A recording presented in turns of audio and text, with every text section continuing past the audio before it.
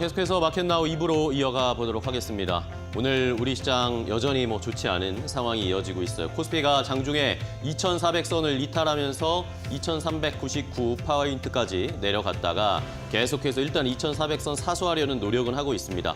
자, 이런 상황에서 시장에서 눈높이가 점점 낮아지고 있어요. 이 코스피 2,300선대까지, 2,300 초반대까지는 한번 우리가 대비를 해야 된다라는 그런 의견들도 많이 나오고 있고, 자, 여기에다가 또 우리가 걱정했던 거, 우려했던 이야기가 나오고 있습니다. 미국의 트럼프 인수위원회 정권을 준비하고 있는 쪽에서 IRA와 관련해서 보조금 혜택을 폐지해야 하는 그런 정책들을 준비하고 있다는 소식 때문에 오늘 2차 전지 관련 종목들이 일제히 어제도 안 좋았는데 오늘도 또 무너지니까 시장이 더 어렵습니다. 그래서 잠시 후에 이데일리 TV 인사이트에서 윤석천 경제평론가와 함께 2차 전지 긴급 진단하면서 대비책도 한번 알아보도록 하겠습니다. 네. 어제 장중에 삼성전자가 이제 4만 원 선에 네. 4만 전자까지 내려갔잖아요. 그래서 고민도 많으실 것 같습니다. 걱정도 네. 많고. 근데 오늘 같은 경우에는 외국인 매수세가 SK하이닉스와 함께 이제 동일 들어오면서 네. 일단 반등은 하고 있는 상황인데 이게 지속 가능할 것인지에 대한 물음표는 여전히 있습니다. 맞아요. 예, 네. 삼성전자에 대해서 지금 매력적인 게 있다면 싸다는 것밖에 없다라는 얘기가 그러게요. 나와서요. 이런 고비, 이런 위기를 잘 넘길 수 있는 방법이 뭐가 있을지 오늘 마켓나우 2부에서 자세하게 다뤄드리도록 하겠습니다. 네, 알겠습니다. 자, 시장이 어렵습니다. 이런 상황에서도 저희가 그래도 해법을 좀 찾아드리도록 최대한 노력을 해보겠습니다. 지금 시장을 움직이고 있는 업종과 이슈들 뭐가 있을지 함께 분석해보면서 시장 대비해보겠습니다. 자, 오늘 시장을 움직이고 있는 이슈들은 여러 가지가 있는데 그 안에서도 가장 어쨌든 지금 주목이 되고 시장에 큰 변동을 주는 건 2차 전지입니다. 2차 전지에 관련해서 미국의 정권 인수팀이 계속해서 IRA와 관련된 논의를 하고 있는데 여기에서 전기차 보조금을 폐지할 수 있다라는 그런 정책들을 준비하고 있답니다. 계속해서 이야기가 나왔었고 미국 내에서 전기차 보조금을 거의 우리 돈으로 치면 1,000만 원 정도의 이 보조금을 폐지할 것이다. 그렇다면 폐지하게 되면 이제 2차 전지나 전기차 쪽에는 부담이 될 수밖에 없겠죠. 이러면서 우리 시장에 바로 직격탄이 날아왔습니다. IRA 계속 걱정했었는데 결국에는 그 폭탄이 오늘 날아왔고요. 2차 전지 관련 종목들이 급락세 나타내고 있고 시장에서도 많은 관심을 받고 있는 상황입니다. 자, 이런 것들 외에도 계속해서 이 트럼프 수혜주라고 할 수 있는 것들도 오늘은 전반적으로 조정을 받고 있어요. 우주항공, 원전, 양자기술, 어제 양자기술도 트럼프의 수혜주로 이제 편입됐다라는 이야기를 말씀드렸는데 관련해서 함께 조선주까지 계속해서 오늘도 하락을 하고 있고 남북경역 방산주도 역시 동반해서 하락을 하고 있습니다. 트럼프의 랠리, 미국에서도 트럼프 랠리가 약간 주춤하는 모습을 나타내고 있는데 우리 시장에도 그런 분위기가 나타나면서 트럼프 수혜주들도 오늘은 쉬어가고 있는 양상입니다. 반도체 삼성전자, SK하이닉스는 상승세를 좀 타는데 2차 전지가 약간 눌리면서 상대적으로 반도체에 관심이 가는 모습이었는데 지금 전반적으로 봤을 때는 상승으로 불을 켜기엔 아직은 아쉬운 상황이고요. 히토류가 또 오랜만에 테마주로서 그나마 빨간불을 켜고 있는 거의 유일한 업종 테마인 것 같습니다. 자, 그리고 오늘 보시는 것처럼 한동훈, 김경수, 이재명 이런 식의 정치인들의 이름이 많이 나오고 있습니다.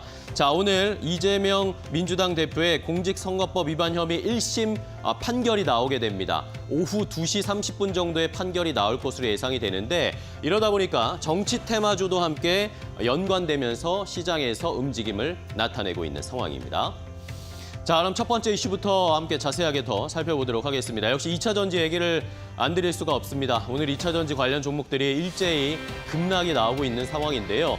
자, 트럼프 정권 인수팀에서 IRA 전기차 보조금 폐지 계획을 차근차근 준비하고 있다라는 소식이 미국의 또 글로벌 시장에서 많은 주목을 받고 있는 상황입니다. 로이터 통신에서 보도를 했는데 어쨌든 트럼프 정권이 들어서게 되면 감세 정책을 펼칠 텐데 이 감세 정책을 메울 수 있는 이런 예산을 메울 수 있는 것 재원을 확보하기 위해서는 결국에 세액공제를 줄인다거나 아니면 보조금을 폐지한다거나 이럴 수밖에 없을 것이다라는 이야기가 나오고 있습니다. 이러면서 계속해서 이를 좋지 않은 이야기가 나오고 있고요.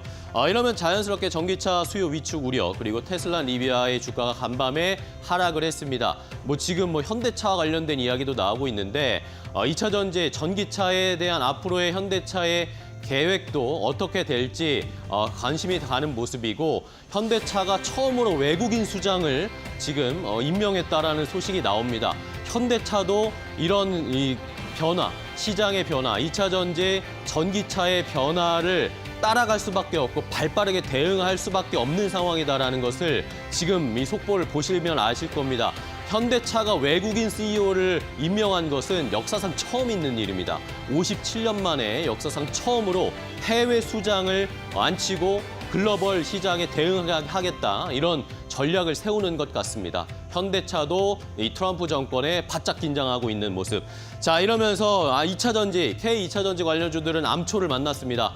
큰 파도가 다가오고 있는데, 자, 최근에 LG 에너지 솔루션 같은 업체들은 수주 소식 좋게 이야기 나오면서 주가가 어느 정도 반등해줬는데 오늘 그 상승분을 거의 다 반납하고 있습니다. 자, 2차 전지 관련 종목들 흐름 체크해 보겠습니다.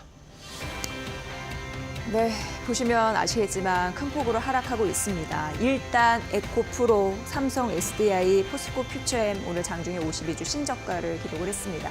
에코프로 같은 경우에도 연 이틀 어제까지 10% 이상 급락을 했는데 오늘도 추가적으로 7% 급락하는 흐름이 나오는 거고요. 삼성 SDI 같은 경우에도 기관의 매도세가 나타났었죠. 지난 거래일까지. 오늘 9% 넘게 추락을 하고 있습니다. 포스코 퓨처엠 역시 11% 넘는 급락세입니다. LG 에너지 솔루션은 오늘 장중에 40만 원 선이 이탈된 상황입니다. 사실 미국 쪽에서 세액공제 혜택을 SK온과 함께 받아온 대표적인 수혜주였습니다. 하지만 이게 사라진다면 이 생기는 거고요. 3분기 그래도 시장 컨센서스에 어느 정도 실적이 좀 부합해서 나왔는데 이게 3분기까지 누적 보조금이 1조 원이 넘어갔습니다. 근데 이게 사라진다면 안 좋은 거고 4분기 그래서 영업 실적 같은 경우에도 컨센서스 대비 큰 폭으로 하회할 것이다라는 가능성이 언급이 되고 있는 상황입니다. 투자 심리가 안 좋을 수밖에 없고요. 근데 여기서 비교 분석해 볼 부분이 있습니다. 현대차는 다른 2차 전지 관련주에 비해서 비교적 덜 빠집니다. 그 이유가 있습니다. 사실 현대차도 희비가 좀 엇갈리는 부분이 있습니다. 현대차가 2022년이었습니다. 미국 조지애나주에 그 공장을 건설했죠. 연간 30만 대를 생산하겠다라는 캐파에 공장을 건설해서 지난달 시범 가동에 들어갔습니다. 근데 만약에 세액 공제 혜택이 사라진다면 이거는 우려스럽습니다. 하지만 현대차 입장에서는 그동안 보조금 지급은 그 대상에 포함되지 못했거든요. 그동안은 받아오지 못했습니다. 약간 다른 전기차 관련주와 다른 맥락입니다. 그래서 상대적으로 오는 덜 빠진다, 이렇게 설명할 수 있을 것 같습니다. 어찌됐건 전반적으로 분위기가 안 좋은 2차 전지 관련주의 흐름 봤고 앞으로도 보수적인 접근이 필요할지에 대해서 오늘 자세히 이후에 좀 다뤄드리도록 하겠습니다. 다음 테마 함께 보시죠. 자, 두 번째는 우리 시장에서 그나마 지금 테마를 받으면서 상승하고 있는 업종인데 히토리 관련 종목들 보겠습니다. 자, 미국과 중국의 기술 패권은 바이든 정부에서도 계속됐지만 트럼프 정권이 들어서게 되면 더 심해질 것으로 예상이 되고 있습니다. 반도체, 칩 관련해서 계속해서 수출 차단하는 미국의 움직임들이 나타났잖아요. 그런데 여기에서 이제 반도체, 칩뿐만 아니라 히토류로 그 경쟁 패권이 넘어갈 수 있다라는 그런 전문가들의 의견들이 많습니다. 히토류가 미국이 지금 첨단칩 중국 수출에 대응할 카드로 중국이 꺼낼 수 있는 카드는 결국 히토류일 것이다. 이러면서 중국이 이에 대응하기 위해서 미국에 히토류를 수출한다거나 뭔가 제재를 한다거나 이럴 가능성, 규제를 할 가능성이 높아집니다. 자, 그렇다면 히토류 관련해서 이제 여러 가지 이슈나 이 관련된 이야기가 나올 것이고 히토류를 구하는 게 어려워지면 당연히 가격이 상승하면서 히토류 관련된 종목들이 올라갈 수밖에 없겠죠. 자, 여기에 대응하면서 미국도 자체적으로 히토류를 생산하거나 정제할 수 있는 그런 수순들을 계속 준비하고 있다고 합니다. 히토류 경쟁이 더 치열해질 것이다. 자, 일단은 중국의 히토류 전 세계 공급량이 60%의 비중을 차지합니다. 그만큼 중국에게 굉장히 의존되어 있는 시장이고 특히 정제된 히토류 같은 경우에는 중국의 비중이 거의 90% 대부분을 차지합니다. 그러니까 미국에 대응할 카드는 중국이 꺼낼 수 있는 가장 첫 번째 카드는 히토류와 관련된 이야기일 것인데 히토류가 이 첨단 IT 기기나 이런 부품에 많이 들어가기 때문에 히토류와 관련된 앞으로의 치열한 경쟁, 주가에는 어떤 영향을 줄지 일단 오늘 반등하고 있는 히토류 관련주들의 흐름 함께 체크해 보시죠. 네, 대부분의 종목들이 급등을 하는 모습입니다. 일부 종목들은 그래도 시초가 대비해서 상승폭 좀 줄이는 모습은 보여주고 있는데 그래도 빨간물이라는 데 의미를 둘 수 있을 것 같고요. 대표적으로 티플렉스, 항상 히토류 관련주로 분류가 되죠. 희귀 금속을 유통하는 기업이다 이렇게 보시면 되고 오늘 7% 강세 힘으로 여전히 그 시세를 좀 나타내고 있습니다. 유니온 머티리얼 같은 경우에는요, 그 히토류를 대체할 수 있는 소재 그쪽의 기업이다라고 보시면 되고. 이 유니온 머티리얼의 모 회사가 또 유니온인데 동반 오늘 급등하는 흐름들이 있었습니다. 하지만 좀 상승폭 좀 축소하는 흐름들은 시간이 갈수록 일부 나오네요. 그래도 유니온 머티리얼 5% 강세 힘은 유지를 하고 있습니다. 자, 노바테 연초부터 이 관련 소식이 있었거든요. 히토류 광산 개발에 착수했다라는 소식, 관련주로 부각을 받을 가치가 있겠죠. 오늘 6.5% 강세 힘으로 출발을 하고 있습니다. 동구 RNS 같은 경우에도 11% 넘는 급등세로 히토류 관련주 중에 이 종목 중에는 가장 상승폭이 크다라고 보여집니다. 다음 테마 함께 보시죠. 자, 세 번째로 볼 건 결국에 또 반도체입니다. 2차 전지가 무너지고 있는 상황에서 상대적으로 반도체가 부각을 받으면서 오늘 상승 탄력을 나타내고 있는데 마지막까지 그 흐름이 이어질지를 잘 살펴보셔야 되겠습니다. 일단은 삼성전자 어제 너무나 놀라셨죠? 어제 저희가 방송할 때만 해도 그래도 5만 원 선은 유지하고 있었는데 장 막판에 결국에 변동성이 좀 나오면서 충격의 49,900원의 종가를 기록하면서 거래를 마쳤습니다. 어제 많은 분들, 제 지인들도 삼성전자가 4만 원대라는 게 말이 되냐 이런 이야기들을 많이 하셨는데 결국에 어제 충격적인 49,900원을 찍고 오늘은 그나마 다행인 것이 반등세를 좀 나타내고는 있습니다. 삼한전자는 그쵸 너무했죠. 이러면서 반등세, 반발 매수세가 들어오면서 오늘 3% 가까이 상승세를 나타내면서 5만 원대는 다시 회복하기는 했습니다. 자, 삼성전자의 지금 PBR이 역사적인 거의 저점 수준입니다. 0.87배 정도까지 내려왔다라고 나오고 있는데 보통 삼성전자의 저점이다, PBR 1배 아래로 내려가면 저점이다라는 그런 우리의 공식 같은 그런 생각들이 있었는데 이것을 지금 치고 내려가고 깨고 내려가고 있다는 것이 더 문제인 상황입니다. 계속해서 하락세, 오늘은 반등세가 나오고는 있지만 최근에 어쨌든 외국인 매수, 수급이 전혀 따라주지 않고 있기 때문에 외국인 매수가 없는 상황에서의 반등은 큰 의미가 없다라는 그런 전문가들의 해석도 많이 나오고 있습니다. 어쨌든 올해까지는 삼성전자 보기에는 쉽지 않을 것 같다. 여러 가지 이 상황들이 개선돼야 될 것 같습니다. 외국인 수급도 그렇고 삼성전자 자체적인 펀더멘탈 뭔가 메모리 반도체 시장의 개선세, 삼성의 뭔가 개혁적인 조치 이런 것들이 나오지 않는 이상 연말까지는 좀 쉽지 않을 거다라는 해석들이 나오고 있는데요. 자, 그럼 삼성전자와 함께 반도체 관련된 종목들 오늘 흐름 함께 확인해 볼까요? 네, 오늘 삼성전자가 6거래일 만에 반등하고 있습니다. 3.8%. 그러면서 5만 전자는 되찾은 모습이고요. 51,800원 선. 오늘 사실 장 초반에 외국인의 매수세가 일부 들어와서 13거래일 만에 외국인 매도를 좀 끊고 들어오나 싶었는데 다시금 현재 이 시각 외국인이 매도로 전환이 됐습니다. 그러면서 총으로 봤을 때 최근 13거래 연속 매도는 하고 있는 상황이고요. 다만 기간의 매수세가 일정 부분 좀 들어오네요. 이 반발 매수세가 지속 가능할 수 있을지는 조금 더 눈여겨보셔야 될 것 같고요. SK 하이닉스 같은 경우에 오늘 외국인 매수에는 들어옵니다. 2.5% 상승으로 17만 원대까지는 되찾았네요. 17만 7,400원 선 현재 보여주고 있습니다. 원익홀딩스가 6거래일 만에 반등하면서 23% 넘는 급등세를 보여주고 있다는 게 좀 투자 특징이고요. 그리고 PSK는 3분기 그래도 실적이 긍정적으로 나왔습니다. 오늘 1.5% 상승부를 켜고 있습니다. 반도체 관련주 중에 장 초반부터 이 장비 관련주 괜찮았고요.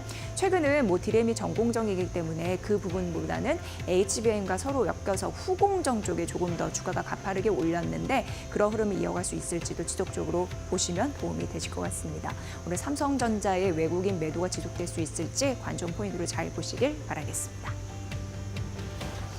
자, 시장이 너무 어려운 상황인데 그래도 저희 마켓나우 의부가 좀 든든한 버팀목이 되어 드려야 되겠습니다. 오늘은 또 어떻게 대응하고 전략을 세워야 할지 이제는 종목별 대응 전략 더 자세하게 알아보겠습니다. 이데일리온 파트너가 도움드리겠습니다. 함께 해보시죠.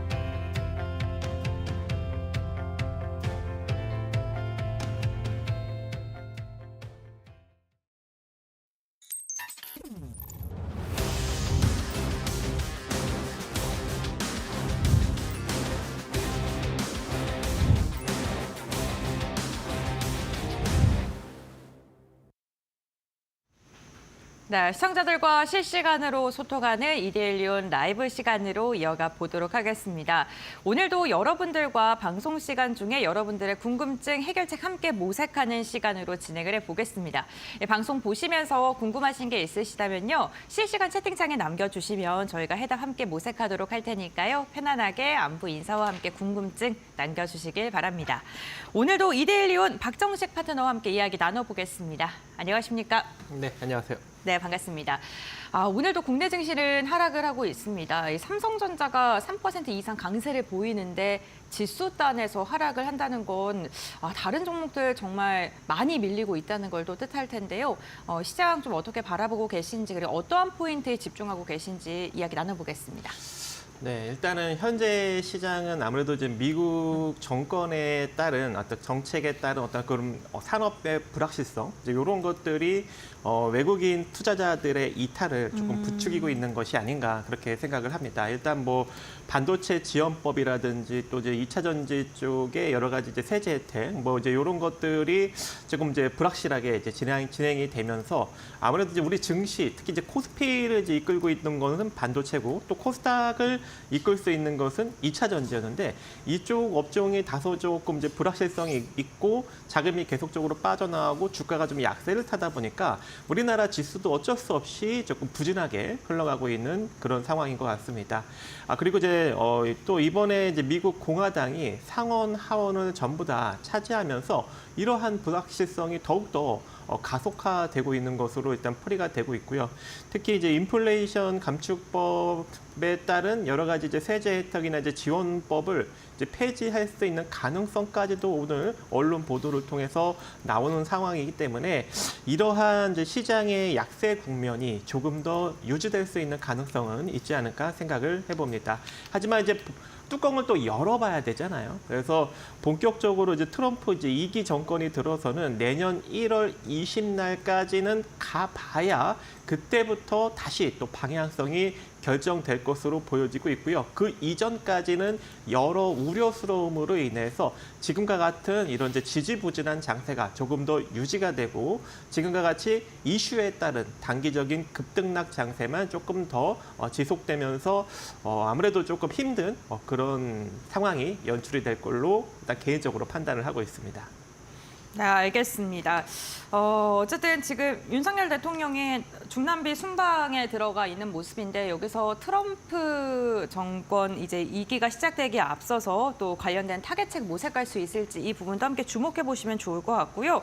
이제 이슈적으로 좀 넘어가 보도록 하겠습니다. 사실 오늘 국내 증시에서 개장 직후에 가장 주목을 크게 받았던 건 히토류 관련 이야기인 것 같습니다. 어쨌든 트럼프 2기가 이제 곧 시작을 할 것으로 보이는데 내각 구성이 되고 있고요. 굉장히 중국에게 강경한 인물들로 좀 포진을 시키고 있으면서 이제 히토류가 좀 부각을 받고 있는 것 같은데 이슈 좀 정리해 주시고요. 관련 종목들도 한번 짚어주시죠.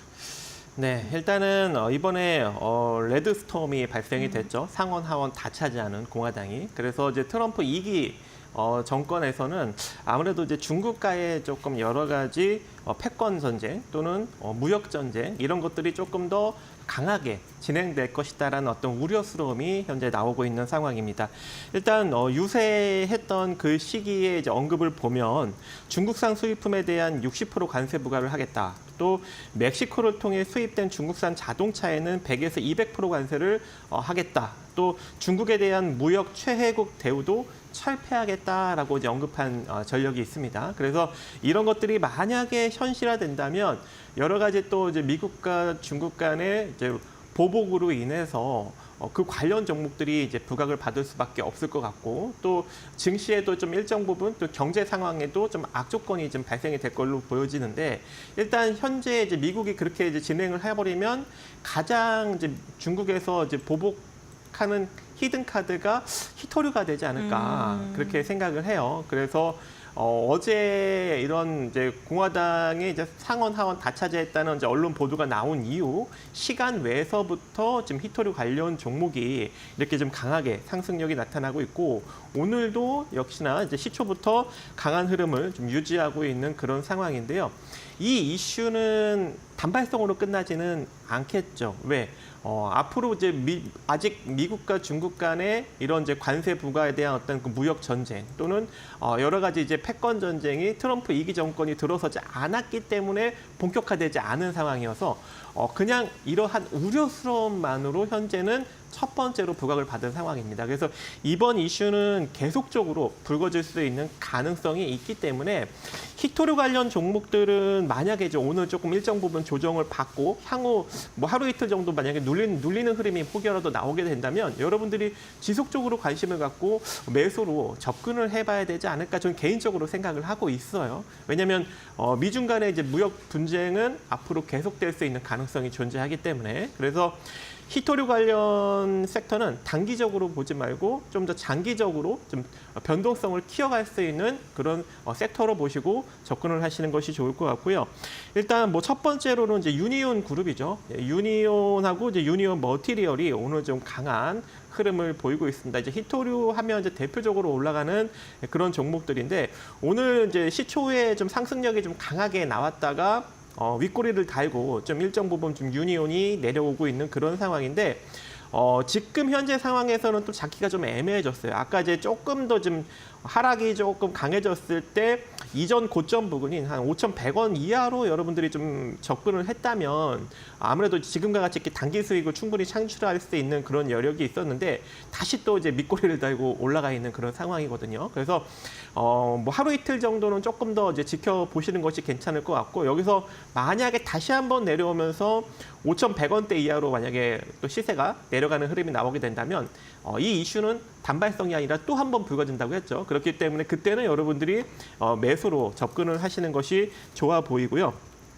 이제 유니온하고 이제 유니온 머티리얼 이제 이런 종목도 있지만 이 동국 RNS라는 종목도 있습니다. 일단 뭐 호주에서 이제 호주 쪽에서 이제 이런 이제 히토류 관련 이슈를 이제 충분히 이제 계약권으로 지금 만들어가고 있는 그런 상황이기 때문에 동국 RNS도 이제 대표적인 히토류 관련 종목으로 엮여서 움직일 수 있는 여력이 존재하는데 대부분 요 관련 업체들이 이제 실적이 별로 좋지 않아요. 재무구조도 조금 안 좋고 그나마 조금 양호한 것들이 동국 RNS, 티플렉스, 이제 유니온 그룹주들 이런 종목들이 그나마 괜찮습니다. 이 동국 RNS 같은 경우에도 지금 보시면 재무구조가 흑자 기준으로 조금 유지하고 있고 순자산 가치는 778억인데 현재 시가총액은 502억 원으로 좀 저평가되어 있는 이제 비철금속 업체예요. 자, 그렇기 때문에 충분히 이러한 이슈로 지속적인 부각력을 받을 수 있는 그러한 어떠한 적정 수준의 재무구조와 주가 위치를 형성하고 있다. 그래서 히토류 관련 종목을 보실 때는 이 동국 RNS도 꼭 같이 보셔야 될 것 같고요. 그다음에 티플렉스라는 종목입니다. 이것도 뭐 대표적으로 지금 올라가고 있는 상황인데 이게 이제 희귀금속을 이제 취급을 하다 보니까 같이 엮여서 움직이고 있습니다. 그래서 현재 이 기업도 1,573억 원의 자본 총계를 보유하고 있는데 시가총액이 774억 원으로 저평가되어 있고 뭐 전년도 실적은 다소 조금 부진했지만 그래도 흑자 기준으로는 올해 흑자 전환은 다시 또 진행을 하면서 긍정적인 실적 구조를 만들어가고 있는 업체예요. 그래서 이렇게 좀 테마를 좀 접근을 하더라도 조금 이제 재무 구조가 양호하고 흑자를 내는 기업들 위주로 여러분들이 접근을 하신다면 좋은 결과를 만들어갈 수 있을 것으로 생각하고 있습니다. 네, 알겠습니다. 히토류 관련 기업들 조정 시의 그 변동성을 이용해서 수익을 극대화하는 전략 괜찮다라고 이야기해 주셨고요. 다음 이슈도 함께 확인을 해볼 텐데 그 일론 머스크와 관련돼서 우주항공이라던가 아니면 로봇 자율주행이 좀 돌아가면서 순환매가 나타나고 있는 것 같습니다. 그렇다면 지금 파트너님께서 오늘 다룰 이슈는 그 셋 중에 어떤 걸 들고 오셨을까요? 네, 일단은 네. 로봇입니다. 네, 로봇입니까? 네. 일단은 로봇이 오늘 좀 강한 흐름을 보이더라고요. 그래서 로봇 관련주를 이제 안 볼 수 없는 이제 그런 상황인데 이제 로봇 관련주는 이미 지금 며칠 전부터 좀 일정 부분 올라가고 있는 그런 흐름을 보이고 있습니다. 한 이틀 전부터. 그래서 로봇 관련 종목들이 추가적인 상승력이 좀 가능할 것 같고 일단 이제 일론 머스크 관련해서는 자율주행 우주 탐사 그리고 휴머노이드 로봇 관련해서 지금 움직이고 있는 상황이고 가장 먼저 이제 움직인 게 슈림 로봇인데요. 이 슈림 로봇 같은 경우에는 산업용 로봇뿐만 아니라 이 지능형 서비스 로봇 기반으로 사업을 좀 영위하고 있고 특히 이제 소형 핸들링 로봇을 국내 1위 매출을 달성하기 위해서 무단히 노력하고 있는 그런 회사 중에 하나입니다. 하지만 실적적인 측면으로 보면 이제 적자 구조가 있어요. 근데 그나마 다행인 건 이제 매출을 늘리고 있는 그런 업체인 거죠. 그래서 성장성 측면으로 상당히 좀 긍정적인 업체이고요. 현재 이제 성장을 하고 있기 때문에 로봇 업체들이 솔직히 자본 총계 대비 시가총액이 낮은 업체들은 거의 없잖아요. 그래서 이 슈림 로봇도 지금 보시는 바와 같이 자본 총계 대비 시가총액이 한 3배 정도 지금 부각을 받고 있는 그런 상황입니다. 3배 이상. 그래서 일단 이슈에 따라서 단기적으로 접근이 가능할 것 같은데 지난 이제 이틀 전에 강력하게 양봉을 만들었던 전력이 있기 때문에 여기서 조금 조정을 받게 된다면 한 1,400원 정도 부분까지 분할로 한번 접근을 해볼 수 있을 것 같고요. 그리고 이제 바닥권에서 막 들고 일어나는 상황이기 때문에 시세가 잘만 나오게 된다면 한 2,100원대까지도 한번 바라볼 수 있는 여력은 충분하지 않을까 그렇게 생각을 하고 있습니다. 그래서 조금 조정 시 한번 관심을 가져보시기 바라겠고요. 그다음 종목은 이제 로보입니다. 자, 로보도 특히 오늘 강한 상승 흐름을 조금 만들어내고 있는 그런 상황인데 최근 들어서 양봉에 거래량이 조금 강력하게 실리면서 움직이고 있습니다. 2000년도에 이제 청소용 로봇, 보안용 로봇 이제 이런 것들을 이제 개발하고 판매하면서 이제 사업을 시작하게 됐는데 이제 그 이후 2005년도부터 교육용 로봇으로 이제 업종을 바뀌면서 이제 교육용 로봇과 지능형 로봇 사업 부분에서 이제 매출이 발생이 되고 있는 그런 상황입니다. 그래서 마찬가지로 이제 휴머노이드 로봇 관련해서 지능형 로봇 관련해서 지금 움직이고 있는 상황이고요. 이거는 이제 어제 정도의 이제 매수 포지션이었는데 오늘 조금 이제 시초가 뜨면서 강력한 상승력을 만들어냈기 때문에 지금 시세를 따라잡기는 조금 리스크가 있지 않을까라고 생각을 해요. 그래서 4,170원 이하로 조금 눌렸을 때 한번 접근을 해보시고 재차 상승이 나오게 된다면 한 5,400원 정도 부분까지 단기적으로 공략을 할 수 있을 것이다. 이렇게 보여지고 있고요. 그리고 제가 이제 로봇 관련 종목 중에 새롭게 이제 보고 있는 종목이 있는데 바로 이제 원익 홀딩스입니다. 원익 홀딩스.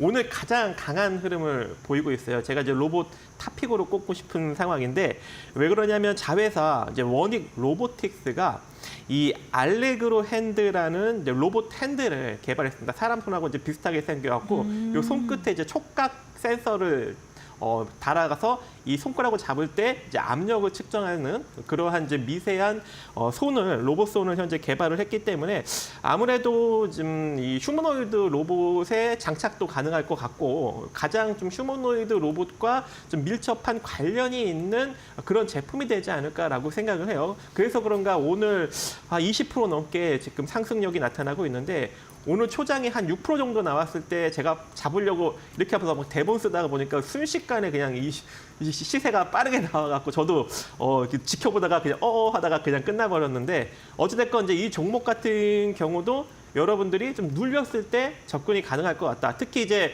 강력한 장대 양봉이 나온 이후에 그 장대 양봉 시가까지 밀렸잖아요. 제가 이제 여러분들한테 그 패턴 공부도 계속적으로 시켜드리지 않겠습니까? 근데 지금 현재 어제가 보니까 이게 매수 타이밍이었어요. 그래서 오늘 좀 시초에 접근을 하면 상당히 단기적인 수익을 잘 만들 수 있었는데 그 타이밍은 지금 살짝 놓친 케이스다 보니까 여기서 조금 조정받을 때 여러분들이 매수로 접근하시면 좋을 것 같습니다. 그래서 대략 한 2,620원 정도 부근까지 만약에 내려오게 된다면 그때부터는 여러분들이 분할로 그 밑으로 모아 가신다면 재차 상승이 나오면서 단기적인 수익을 만들어갈 수 있지 않을까라고 생각을 하고 있고 재차 상승이 나오게 된다면 최소한 1차적으로 3,000원, 2차적으로는 3,500원 정도 자리까지 바라보시면 좋을 것 같습니다.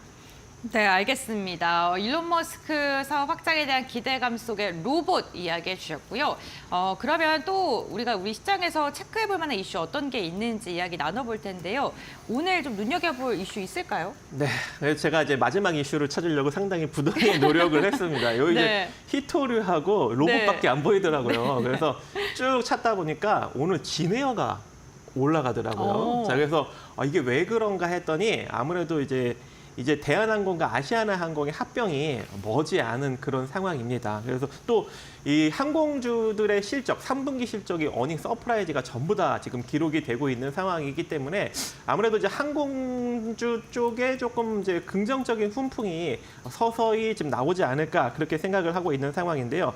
일단 유럽연합 집행위원회의 최종 승인이 이번 달 안에 지금 나올 가능성이 매우 높은 상황이고 이 집행위원회에서 이제 조건으로 내건 이 유럽 4개 주요 노선을 일단 저비용 항공사 TA항공에 넘긴 상황이고 또 아시아나항공의 화물 사업도 에어인천에 넘긴 상황이기 때문에 아무래도 이제 이 유럽 집행위원회만 승인을 한다면 미국은 자동으로 승인이 되면서 이제 합병 절차를 밟게 되고 합병을 밟게 된다면은 아시아나항공과 대한항공 여객기를 총 합쳐서 이제 228대를 보유한 거대 항공사가 탄생이 됩니다. 그래서 세계 10위권까지 지금 올라간다라고 지금 언급이 되고 있는 상황이기 때문에 아무래도 이제 대한항공이 이제 본격적으로 주가의 상승 탄력이 붙지 않을까 그렇게 이제 개인적으로 생각을 하고 있고요.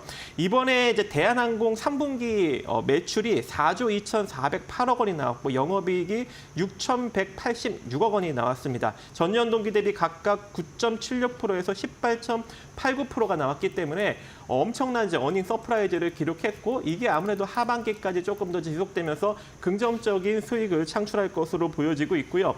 이 대한항공뿐만 아니라 이제 자회사인 진에어까지도 같이 이제 동반 상승력이 나타나고 있는 상황인데 올해 이제 3분기 매출, 진에어 매출도 3,646억 원, 영업이익도 402억 원을 기록을 하면서 일단 영업이익이 한 23% 늘어났고 매출은 13%나 증가가 되었습니다. 그래서 특히 이제 저비용 항공사에서 이제 국내 대형 항공사가 될 진에어이기 때문에 지금 증권가에서도 목표 주가를 지금 올리고 있고 상향 리포트가 오늘 나오면서 장중 6% 넘게 상승력이 나온 그런 상황이기 때문에 여러분들이 좀 저점 매수로 접근을 해도 괜찮을 것 같고요. 특히 오늘 양봉이 나오면서 진에어 주가 흐름을 보면 이전 주가에서 지지를 받으면서 다시 재차 상승이 나오는 긍정적인 흐름을 만들어가고 있거든요. 그렇다라는 것은 여기서 시세가 크게 무너지지 않는다면, 시세가 1,300원 밑으로 밀리지 않는다면 이대로 상승 추이를 유지해 갈 수 있는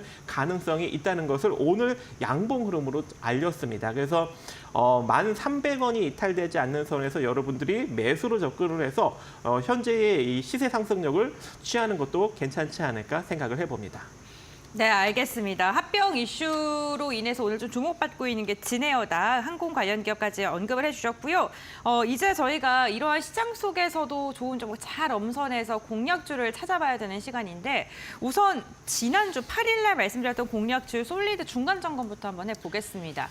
솔리드 지금도 긍정적으로 보고 계시나요? 네, 솔리드 네. 일단은 뭐 통신 장비 섹터에서 일단 뭐 가장 호실적을 기록을 하고 있는 그런 업체이고 또 드론 테마랑도 엮여 있는 상황이기 때문에 아무래도 저는 긍정적으로 계속 바라보고 있고요.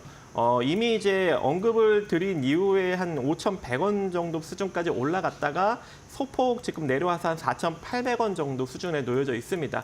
최근 시장이 약세임에도 불구하고 주가가 크게 안 빠지고 있는 그런 상황이거든요.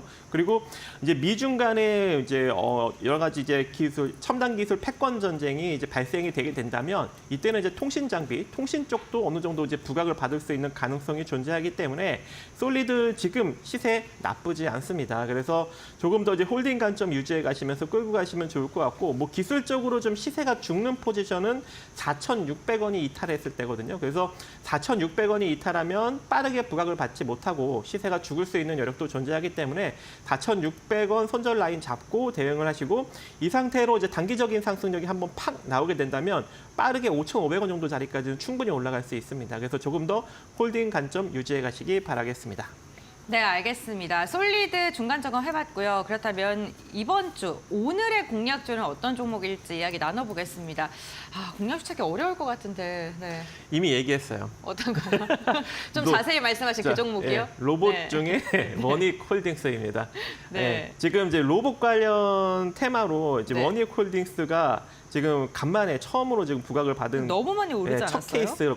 첫 케이스거든요. 네. 그래서 오늘 지금 바닥권에서 이제 20% 올라간 거예요. 바닥권에서. 그래서 이 시세가 끝나지는 않을 것 같습니다. 그래서 아까 언급드린 바와 같이 2,600원 정도 자리까지 좀 조정을 받으면 여러분들이 접근을 하시는데, 제가 이렇게 좀 이런 종목들을 좋아하는 게 새롭게 부각받는 종목들이 최근에 굉장히 잘 가요. 어제 같은 경우에는 한글과 컴퓨터가 인공위성을 발사하지 않았습니까? 그걸로 인해서 항공우주 섹터에 엮이면서 첫 상승력을 강하게 만들었는데 오늘도 그 상승력을 이어가고 있거든요. 그렇기 때문에 워닉홀딩스도 지금 로봇 테마에 처음으로 엮여서 지금 바닥권에서 수급이 붙으면서 장대 양봉을 만들고 있는 상황이기 때문에 이 시세가 쉽게 꺾이지 않을 것으로 보고 있습니다. 그래서 마찬가지로 매수 포지션 가능할 것 같고요.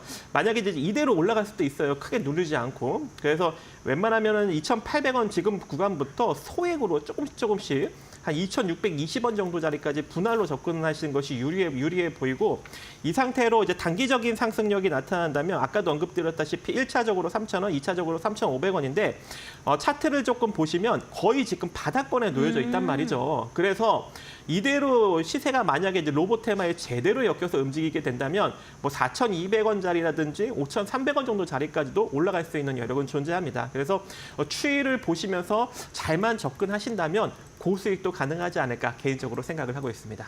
네, 알겠습니다. 오늘 워닉홀딩스 언급해 주셨고요. 앞서 가격 전략까지 자세히 잡아주셨으니까요. 공략주 참고해 보시면 좋을 것 같습니다. 저희가 이야기를 나눈 동안 중국 시장 개장을 했는데요. 오늘 중국 상해 종합지수 같은 경우에 현재 구간 0.19%가량 빠진 채 좀 출발한 모습이고, 홍콩 항생지수는 오늘 0.2%가량 상승하면서 좀 견조한 오름세로 출발했습니다. 지금 다시금 좀 하락으로 돌아서면서 중국 증시, 중화권 증시 같은 경우에 지금 보합권에서 좀 눈치를 보는 양상인데요. 일본 니케이 같은 경우에 1% 이상의 강한 상승 나오고 있고요. 국내 증시에선 삼성전자가 현재 구간 6%에 가까운 상승력 보이며 상승폭 점점 더 커지고 있다는 점도 체크해 보시면 좋을 것 같습니다. 네, 오늘 박정식 패트너와는 여기까지 이야기 나누도록 하겠습니다. 오늘 말씀 고맙습니다. 네, 감사합니다.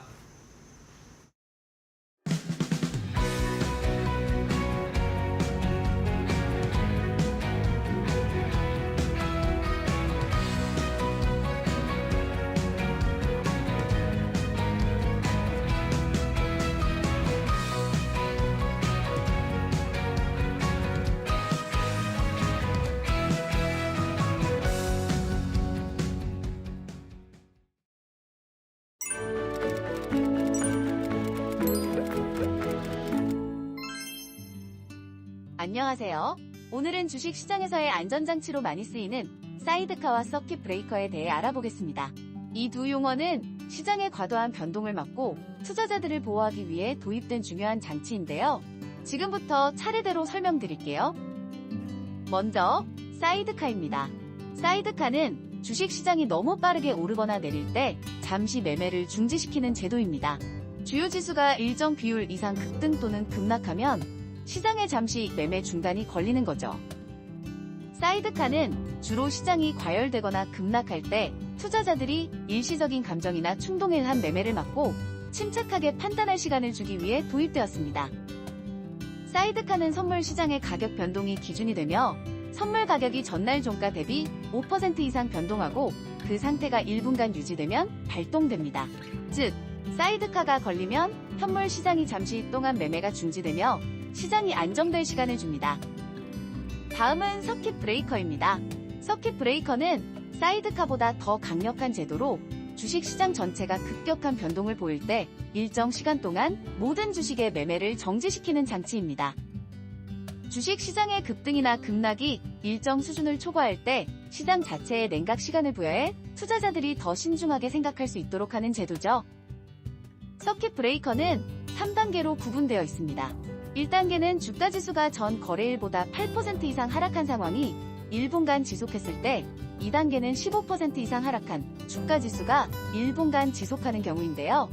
서킷 브레이커가 발동하면 20분간 주식 거래가 정지되고 이후 10분은 동시효과만 가능합니다. 마지막으로 3단계는 주가지수가 전 거래일보다 20% 이상 하락이 1분 이상 지속했을 때 발동하는데요. 이 경우엔 당일 주식 거래가 종료됩니다. 서킷 브레이커는 갑작스러운 주가 하락이 시장에 미치는 충격을 완화하기 위한 장치로 주식 시장의 안정성을 유지하는 데 중요한 역할을 합니다. 간단히 정리하자면 사이드카는 선물 시장의 급변동에 반응하여 현물 시장 매매를 일시 중단하는 장치이고 서킷 브레이커는 주식 시장 전반의 급락에 반응하여 전체 시장 매매를 중단시키는 장치입니다. 두 제도 모두 투자자들에게 판단할 시간을 제공하고 시장 과열이나 패닉을 예방하기 위한 것이죠. 오늘은 이렇게 주식시장의 안전장치인 사이드카와 서킷 브레이커에 대해 알아보았습니다. 앞으로 주식시장을 이해하는 데 도움이 되셨기를 바랍니다. 시청해주셔서 감사합니다.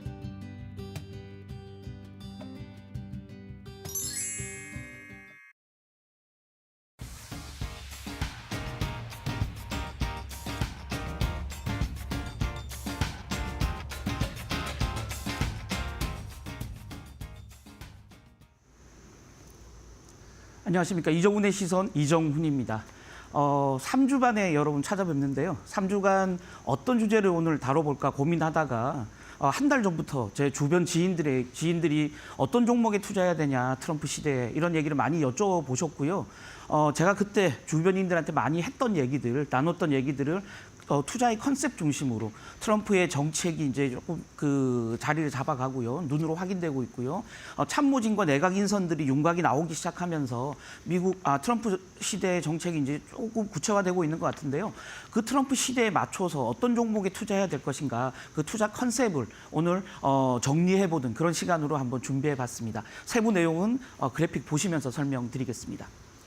자, 미국 대선은 대통령 선거가 대통령을 뽑는 선거이기도 하고요. 상원과 하원의 절반의 자리를 새로 뽑는 선거이기도 했습니다. 그래서 그 선거 결과가 세 가지였거든요. 첫 번째, 대통령이 누가 되느냐. 트럼프가 해리스 이기고 대통령이 됐죠. 그 다음으로는 상원과 하원. 이 양원을 어떤 당이 다수당을 점하는가가 핵심 관심사였는데요. 결과를 한번 보시죠. 상원은 전체 과반이 50개인데요. 공화당이 52석을 차지하면서 47석에 그친 민주당보다 더 많은 다수당을 점하게 됐고요. 물론 의석수는 6개 차이밖에 안 6개 차이에 불과하긴 하지만 어쨌든 공화당이 다수당을 점하게 됐다라는 거고요. 더 주목했던 점은 바로 하원입니다. 하원에서 공화당이 218석을 차지하면서 전체 과반을 이미 확보했고요. 그래서 백악관과 하원, 상원 세 가지를 모두 공화당이 독식하는 그런 레드 스윕, 레드 웨이브를 이뤄냈다라는 게 이번 미국 대선의 결과다. 이렇게 정리해 보면 될 것 같습니다. 이게 왜 중요하냐는 거죠. 트럼프는 집권 일기 때 아메리카 퍼스트, 미국 우선주의를 내세워서 미국의 모든 전 세계 자금과 공장과 일자리가 몰려들도록 하겠다라는 아메리카 퍼스트 기조를 내세웠는데요. 다시 돌아온 집권 2기 때는 이 아메리카 퍼스트를 더 가다듬어서 더 독해진 아메리카 퍼스트 기조를 유지한다라는 게 지금 알려진 내용들이고요. 그렇다면 상원과 하원 어디서든 트럼프 정책을 제동을 걸 수 있는 주체가 없다라는 점에서 보면 이 세 가지 레드 웨이브를 이번 공화당이 실현했다라는 것 자체가 트럼프가 머릿속에 생각하고 있는 아메리카 퍼스트 기조를 강하게 밀어붙일 수 있는 그런 어떤 기반, 인프라스트럭처가 마련됐다라고 이해할 수 있을 것 같습니다. 그런 면에서 보면 지금까지 있었던 바이든 행정부의 모든 정책이 완전히 뒤바뀌는 그런 어떤 결과로 이어질 가능성이 굉장히 크다라는 거고요. 그 주요 정책 우리 트럼피즘 또는 트럼프로믹스라고 얘기하는 트럼프 주요 정책은 크게 5가지 얼개로 볼 수 있을 것 같습니다. 그래서 첫 번째는 보호무역주의고요. 미국 우선주의죠. 두 번째는 중국과의 디커플링. 중국을 철저하게 전 세계 교역과 외교 안보에서 고립시키겠다라는 중국 고립주의가 두 번째고요. 세 번째는 미국이 예전에 강했던 미국의 전통 제조업을 다시 부활시키겠다라는 게 세 번째고요. 네 번째는 감세와 규제 완화를 통해서 이런 미국 기업들을 돕겠다라는 게 이제 네 번째고요. 마지막으로 세계 경찰에 자임했던 미국의 그동안의 역할을 포기하고 비개입주의 외교 정책을 밀어붙인다. 이 5가지가 트럼프노믹스의 가장 큰 얼개다. 이렇게 말씀드리면 될 것 같습니다. 자, 그렇다면 이제 하나하나씩 좀 뜯어보면서 과연 이런 포인트에서 어떤 종목을 사는 게 좋을까 살펴보도록 하겠습니다. 자, 요 다음 이미지 한번 보시죠. 자, 첫 번째 제가 좀 다뤄볼 주제는 바로 중국 디커플링입니다. 말씀드렸던 대로 글로벌 공급망에서 중국을 완전히 원천적으로 배제시켜버리겠다, 고립시켜버리겠다라는 게 중국 디커플링 정책의 핵심입니다.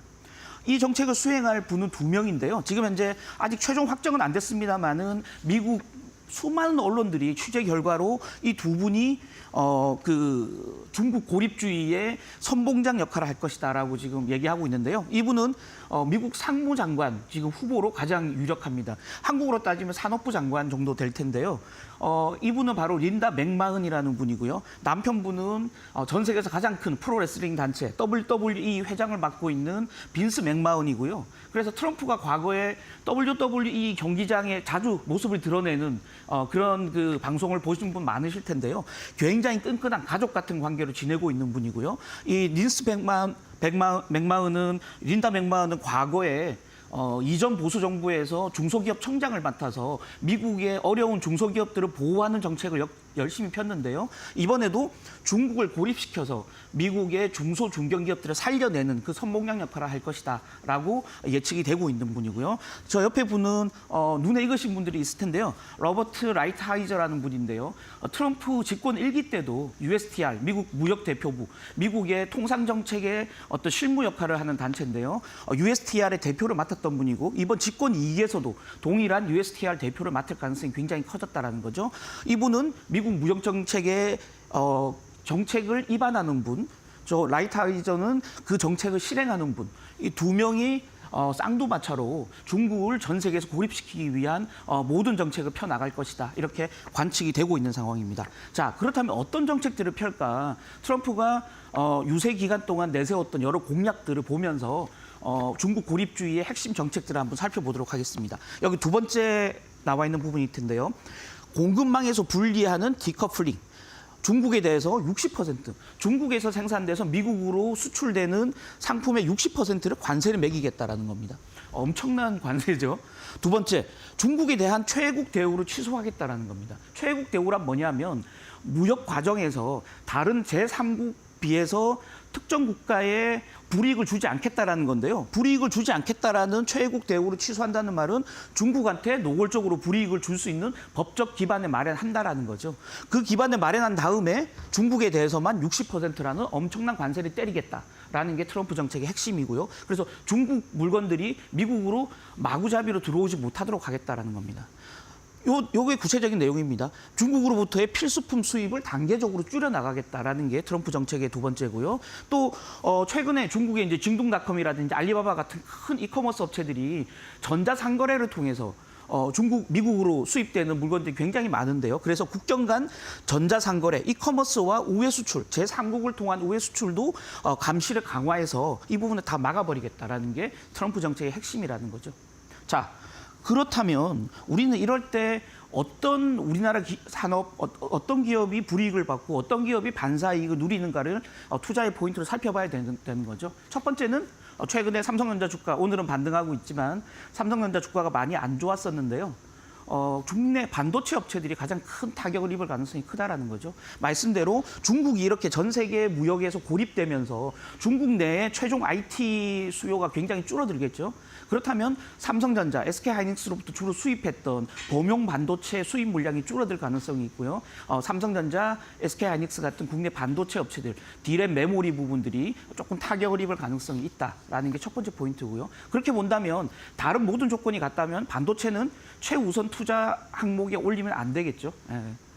그다음 또 하나, 이렇게 중국이 미국으로의 수출, 해외로의 수출길이 막히면서, 미국으로 수출길이 막히면서 중국 내에 과잉 공급되고 있던, 과잉 생산됐던 철강 제품들이 덤핑으로 밀어내기를 해야 되는, 다른 나라에 굉장히 저가로 판매해야 되는 상황이 생길 거고요. 그 과정에서 한국 철강업체들이 굉장한 타격을 입을 가능성이 있다. 한국 철강업체들도 수익성 악화가 우려되는 부분이고요. 그래서 반도체 철강은 투자에 좀 후순위로 밀어둬야 되지 않겠냐라는 생각이고요. 반대로 그럼 반사이익을 누릴 수 있는 종목들이 뭐가 있을까? 이렇게 봐야 될 것 같습니다. 중국과의 디커플링, 중국을 고립시켰을 때 중국산을 제외하고는 전 세계 대체제가 하나도 없는 업종을 우선적으로 선택해야 된다는 거죠. 이 말은 즉 중국을 뺐을 때 한국 제품만 살아남을 수 있는 업종이 있다는 거죠. 무엇일까요? 조선 업종입니다. 지금 그래서 최근 들어서 HD 현대중공업이라든지 하나오션 같은 주가가 굉장히 가파른 상승세를 좀 보여왔던 것 누구나 아실 텐데요. 실제 트럼프 대통령이 당선되고 난 이후에 윤석열 대통령과 전화통화에서 12분 동안 전화통화를 하셨는데 그 과정에서 한국의 조선업 경쟁력이 굉장히 강하고 앞으로 본인이 대통령이 취임하고 나면 한국과의 조선업에서의 협업을 굉장히 활성화하겠다, 강화하겠다라는 약속을 서로 했었는데요. 그런 만큼 미국은 항공모함 제조 과정, 또 잠수함, 이런 구축함 제조 과정에도 한국의 조선 기술이 굉장히 필요하고요. 또 늘어날, 앞으로 이제 트럼프 대통령은 화석연료 투자를 늘리겠다고 했는데 당연히 LNG 생산이 굉장히 늘어나겠죠. 그 LNG를 해외로 퍼나르기 위해서는 냉각 탱크를 가지고 있는 LNG선이 필요하고요. LNG선은 전 세계 독보적인 1위가 한국 조선업체들이죠. 예, 그렇게 본다면 한국 조선업을 선택하지 않으면 중국 조선업을 밀어줘야 되기 때문에 트럼프는 무조건 한국 조선업을 선택할 수밖에 없다. 그래서 한국의 대체제가 중국뿐인 종목들을 골라야 된다라는 게 제가 생각하는 첫 번째 투자의 포인트다라는 거죠. 자, 두 번째는 어떤 게 있냐? 보호무역주의 얘기겠죠. 보호무역을 통해서 다른 나라를 철저히 견제하고 미국 우선주의로 하면서 미국 내에서 전통 제조업을 부활시키겠다라는 게 트럼프주의의 핵심적인 내용인데요. 그거 역시 수행할 분, 저기 얼굴 사진 나와 있는데요. 스콧 베센트라는 분입니다. 지금 미국 재무장관으로 가장 유력한 후보고요. 저분은 과거 조지 소로스, 헤지펀드의 전설이죠. 조지 소로스의 최측근으로서 투자를 배웠던 사람이고요. 지금 월가에서 키스퀘어라는 헤지펀드를 직접 운영하고 있는 CEO입니다. 저분 월가에서 일하는 저분을 픽업해서 미국 재무장관으로 역할을 맡긴다. 저분 어떤 분인지 굉장히 궁금한데요. 저분이 마침 한 일주일 전에 월스트리트저널에 기고를 했는데요. 거기서 바이든의 경제 정책들은 모두 실패로 돌아갔다. 왜 굳이 관세를 때리면 많은 해외 기업들이 미국으로 들어와서 공장을 지을 수밖에 없는데 왜 쓸데없이 IRA라는 인플레 감축 법안을 통해서 인센티브를 외국 기업에 퍼줬냐.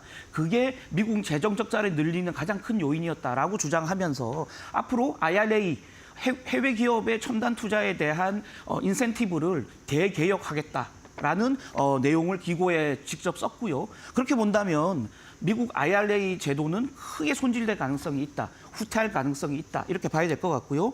그렇다면 그동안 IRA 혜택을 가장 많이 받던 국내 산업은 무엇일까요? 2차 전지 배터리겠죠. 또 반도체도 일정 부분 그 덕을 받고요. 또 태양광 관련된 패널 업체들, 셀 업체들도 그 수혜를 봤었는데요. 이 업체들이 굉장한 타격을 입을 가능성이 있다라는 거죠. 그런 면에서 보면 2차 전지, 배터리, 태양광 이런 종목들도 역시 트럼프 시대에는 투자에 좀 후순위로 미뤄야 되지 않겠냐라는 게 제 개인적인 생각이고요. 반대로 그렇다면 이런 트럼프의 그 자국 중심주의, 보호무역주의에서도 살아남을 수 있는 한국 기업들은 어떤 것일까? 이걸 고민해야 된다는 거죠. 그런 기업은 어떤 기업이냐? 미국 내에서 이미 확실한 시장 점유율을 확보하고 있어서 미국 내에 공장을 가지고 있고 미국 내에 본거지를 두고 있고 미국 내에서 이미 시장을 장악하고 있는 확실한 경쟁력을 가진 업체가 있다면 그 업체는 관세 쇼크를 맞을 일도 없고 그렇다면 트럼프 시대 가장 유망하겠죠. 그런 업체를 꼽으라면 바로 두산 밥켓 같은 회사가 있겠습니다. 두산 밥켓은 앞으로 트럼프가 인프라 투자를 지속적으로 확대한다라고 얘기했기 때문에 그 인프라 투자 확대의 핵심적인 부분은 뭐냐? 건설 기계 장비겠죠. 건설 기계 장비를 생산하는 업체고요. 두산 밥켓은 본사를 미국에 두고 있고 전체 매출의 75%를 북미 시장에서 차지하고 있습니다. 그렇다면 관세 폭탄을 맞을 우려도 없고 미국 내 시장 장악력이 확실하기 때문에 트럼프 시대에는 핵심적인 수혜를 받을 가능성이 있는 종목 중에 하나다라는 거죠. 그래서 이런 기업들을 스스로 고민해서 찾아 나가려는 노력들이 좀 필요하지 않겠냐라는 생각을 개인적으로 해보고요. 두 번째는 미국이 자국 중심주의로 해서 미국 내에 전 세계 공장을 다 끌어들이겠다라고 했다면 뭐가 필요할까요? 그 공장들을 돌릴 수 있는 전기, 전력이 필요하겠죠. 그래서 전력을 무한정 늘려야 되는 상황입니다. 전력을 늘리기 위한 그 핵심적인 수혜주는 뭘까요? 전력 기기와 관련된 업체를 사야 되겠고요. 또 화석연료를 무한정 늘릴 수 없다 보니까 일정 부분은 화석연료 발전으로 가겠지만 일정 부분은 원자력으로 가겠죠. 그래서 SMR을 비롯한 원전 관련주들에 대한 관심도 또 하나 필요하다는 거죠. 그래서 전 세계에서 원전을 가장 정해진 공기 내에 잘 짓는 경쟁력을 가진 업체는 현대건설이죠. 또 주기기를 만드는 두산 에너빌리티 이런 기업들이 수혜를 볼 가능성이 굉장히 크다라는 거고요. 또 하나 전력기기와 관련된 핵심적인 노하우를 가지고 있는 또 미국 시장에 이미 20% 정도 점유율을 확보하고 있는 국내 기업들 HD 현대일렉트릭 또 LS 일렉트릭 이런 기업들도 미국 내에 수많은 전력 생산이 필요한 그 트럼프 시대에 핵심적인 수혜를 볼 가능성이 있는 기업이다라는 점을 명심해야 될 것 같습니다. 다만 이런 부분이 있습니다. 지금 아까 제가 배터리, 2차 전지에 대한 투자 후순위로 좀 미뤄야 된다고 얘기했지만 실제 트럼프가 과연 그러면 IRA를 완전히 없앨 수 있느냐? 그러지는 못할 가능성이 굉장히 높다라는 거죠. 왜냐하면 백악관 상하원에 다 차지했지만 그 배터리 공장 해외 기업들이 들어와서 미국 내에 배터리 공장을 짓고 있는 그 지역을 기반으로 하는 공화당 지역구 의원들은 사실은 트럼프 정책을 가로막을 가능성이 굉장히 크다라는 거죠. 또 하나 그런 면에서 보면 과거 트럼프 일기 때도 오바마의 그 의무 건강보험 정책이었던 오바마 케어를 폐지하려고 했는데 그때도 상하원을 다 공화당이 차지했었는데도 실제 법안을 통과시키지 못하고 폐기했던 그 상황들이 있었는데요. 그 상황들이 이번에도 재현될 가능성도 있다라는 거죠. 그래서 2차 전지 배터리는 악재를 맞을 가능성이 크지만 그럼에도 불구하고 주가가 과도하게 급락할 경우에는 저가 매수도 좀 고려해 볼 만하지 않겠냐라는 게 제 개인적인 생각입니다. 그래서 IRA 폐기 가능성을 계속 뉴스 플로우를 살펴보시면서 폐기가 좀 어렵지 않겠냐. 지역구 의원들의 반발로 인해서 그런 분위기가 감지된다면 오히려 많이 주가가 빠진 2차 전지 배터리주에 대한 관심도 좀 필요하지 않겠냐라는 게 제 투자의 초과적인 포인트입니다. 그래서 트럼프 행정부의 핵심적인 정보 효율부 수장으로 지금 일론 머스크가 이미 낙점이 됐는데요. 일론 머스크가 그 수장으로 있는 테슬라의 수혜를 보는 LG 에너지 솔루션이라든지 또는 음극재 시장에서 전 세계 탑10 중에서 유일하게 중국 업체가 아닌 업체가 딱 하나 있습니다. 포스코 퓨처엠이라는 회사인데요. 이런 기업들은 2차 전지가 과도하게 급락할 경우에 저가에 좀 매수를 고려해 볼 만도 한 기업들 중에 하나다. 이렇게 제가 말씀드리겠습니다. 자, 세 번째 포인트는 뭐냐? 바로 비개입주의 외교 정책입니다. 세계 경찰 역할을 포기하겠다라는 거죠. 자, 보시면 이분은 바로 마르코 루비오라고요. 미국 국무장관에 이미 지명된 분입니다. 이분은 공화당 상원 의원이기도 하고요. 대중국에 대해서 굉장한 강경한 입장을 취하고 있는 분이고요. 저 옆에 계시는 분은 피트 헤그세스라는 미국 국방장관 지명자입니다. 과거 육군 소령 출신이고요. 지금 폭스뉴스 진행자로 있는데요. 이 두 분이 미국의 외교정책, 국방정책을 총책임지는 분들이고요. 이분들이 굉장한 강경파, 중국에 대한 강경파고요. 우리 국가, 미국의 이익이 되지 않는 한 해외에서 굳이 전쟁을 할 필요가 없다. 그런 어떤 그 입장을 강하게 내세우고 있기 때문에 트럼프는 실제 집권하자마자, 취임하자마자 우크라이나 전쟁, 중동 전쟁을 끝내겠다라고 공언을 하고 있는 상태고요. 또 하나, 동맹국, 한국이나 이런 동맹국 또 나토 회원국에 대해서 방위비를 추가로 분담하라라는 증액 요구를 계속 할 걸로 보이고요. 또 미국이 힘을 갖기 위해서 미국 군을 현대화하겠다. 미국 군 내 무기를 확보하고 미국 군을 현대화하는데 집중적으로 자금을 투입하겠다라는 게 트럼프 공약 사항이었기 때문에 이런 정책의 얼개에서 수혜를 볼 수 있는 종목군을 찾아 나가려는 노력이 좀 필요하다라는 거고요. 가장 핵심적인 부분은 바로 방산 부분이겠죠. 국내 방산업체들의 경쟁력이 굉장히 지금 커지고 있는 상황이고요. 유럽을 중심으로 해서 국내 방산 수출이 늘어나고 있는 상황에 미국 시장도 이제 열릴 가능성이 굉장히 크다라는 겁니다. 물론 단기적으로 보면 트럼프 취임 이후에 우크라이나 전쟁, 중동 전쟁을 끝내버린다면 거기에 무기를 공급하고 있는 국내 방산업체들이 단기적으로 약간 충격을 받을 가능성이 있지만 길게 내다보면 트럼프가 약속한 미국 군대의 현대화 관점에서 보면 한국 방산업체들이 미국의 수출을 대규모로 할 가능성이 굉장히 크다라는 거죠. 일단은 정밀 유도 무기 같은 경우는 미국이 굉장히 경쟁력을 갖고 있지만 생산 캐파가 굉장히 제한적이기 때문에 한국 정밀 유도 무기를 수입할 가능성이 굉장히 크고요. 재래식 무기 같은 경우는 미국의 생산 시설이 거의 없습니다. 이 시설은 한국 업체들에게 전적으로 의존할 가능성이 굉장히 크다라는 거죠. 그런 면에서 보면 한국의 핵심적인 방산업체들, 뭐 현대 로템이라든지 하나 에어로스페이스 같은 업체들에 대한 관심도가 굉장히 필요하다. 하나 시스템도 마찬가지고요. LIG 넥스원 이런 기업들이 수혜를 볼 가능성이 굉장히 크다라는 겁니다. 그래서 어제 굉장히 나온 재미있는 뉴스가 뭐냐면 이미 3세 경영을 하고 있는 한화의 김승현 회장이 갑자기 한화 에어로스페이스 회장을 겸직하겠다라는 발표를 했었는데요. 그분은 바로 김승현 회장은 미국 내 트럼프와 가장 가까운 한국 내 대표적인 트럼프 인맥으로 불리는 분입니다. 그래서 김승현 회장이 트럼프와의 개인적인 인연을 통해서 그 네트워크를 활용해서 한화그룹의 방산 수출을 확대하겠다라는 의지의 표명으로 읽힐 수 있고요. 그런 면에서 본다면 한화그룹의 방산업체들, 방산우주업체들이 트럼프 시대에는 굉장한 수혜를 볼 가능성이 있다. 이렇게 보는 게 합리적일 것 같고요. 자, 마지막으로 규제를 풀어주고 재정 지출을 확대하겠다라는 게 트럼프 노미즘의 또 핵심이기도 한데요. 공화당이 상하원을 다 차지하면서 연방정부의 부채한도 상한 증액의 어떤 부담감이 굉장히 덜어진 상태이기 때문에 마구잡이로 부채를 늘리지 못하겠지만 정부 재정 적자를 일정 부분 감소하고서라도 재정을 적극적으로 풀 가능성이 굉장히 크다라는 거죠. 실제 트럼프의 대선 공약 중에 하나는 미국 내에 최소 10개의 신도시를 짓겠다라는 공약도 했고요. 노후됐던 인프라를 대대적으로 개선하겠다라는 발표도 다 했었기 때문에 미국 내에 대규모 인프라 투자가 일어날 가능성이 굉장히 크다. 이게 하나의 포인트고요.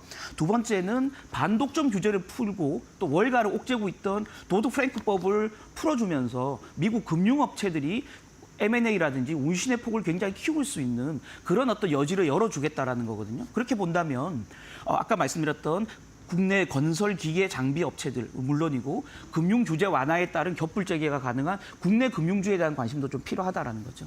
자, 트럼프가 재정을 이렇게 푼다면 재정 적자가 늘어나겠죠. 그럼 적자 국채를 더 많이 찍어야 되고 미국 국채 금리는 지속적으로 상승 압력을 받게 되겠죠. 금리가 올라갈 때 수익성이 좋아지는 업종을 하나 꼽으라면 바로 은행들이겠죠. 은행들은 대출 금리를 빠르게 올리고 예금 금리를 더디게 올림으로써 NIM 예대 마진을 벌리고 순이자 마진을 계속 확대하는 그런 전략을 펴고 있기 때문에 은행주들이 굉장한 핵심적인 어떤 수혜 볼 가능성이 있다라는 거고요. 특히 국내 은행주들 같은 경우는 철저한 내수 업종들이기 때문에 트럼프 정책에 영향을 받을 가능성이 거의 없죠. 미국 금리가 올라가서 국내 금리도 올라간다면 국내 은행주들은 수익성이 좋아지겠고요. 또 하나 정부가 적극적으로 펴고 있는 기업 밸류 프로그램의 그 수혜도 볼 가능성이 있다라는 점에서 은행주, KB금융을 비롯한 은행주에 대한 관심도 필요하다. 이렇게 말씀드리면 될 것 같습니다. 자, 제가 준비한 내용은 여기까지고요. 다음 주 더 알찬 내용으로 다시 찾아뵙도록 하겠습니다. 감사합니다.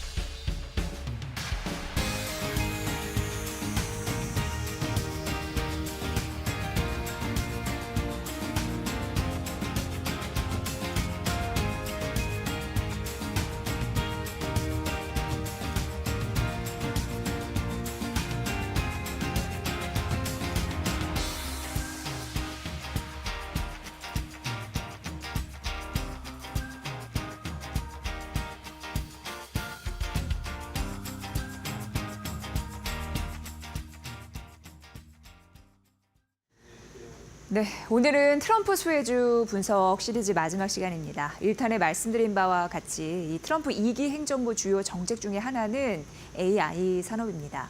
이 트럼프 대통령 당선인은요, 미국 제조업 부흥을 위해서 자국뿐만 아니라 해외 기업들에게도 자국 내에서 반도체와 또 전기차 배터리 공장 건설을 강력하게 요구하고 있죠.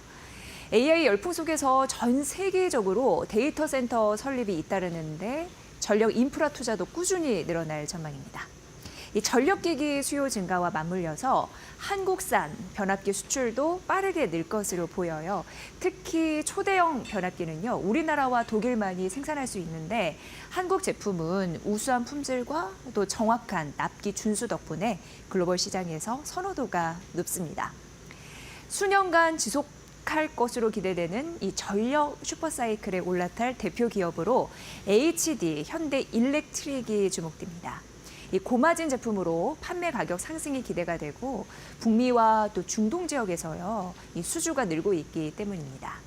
증권가는 올해 HD 현대 일렉트릭 영업이익이요, 한 125% 이상 증가할 것으로 예상했습니다. 국내외 변압기 공장 증설에 힘입어서 이 추가 수주도 함께 또 매출 증가도 함께 기대가 됩니다. 트럼프 2.0 훈풍을 타고 K전력망 산업도 날아오를 전망입니다. 이지혜의 뷰였습니다.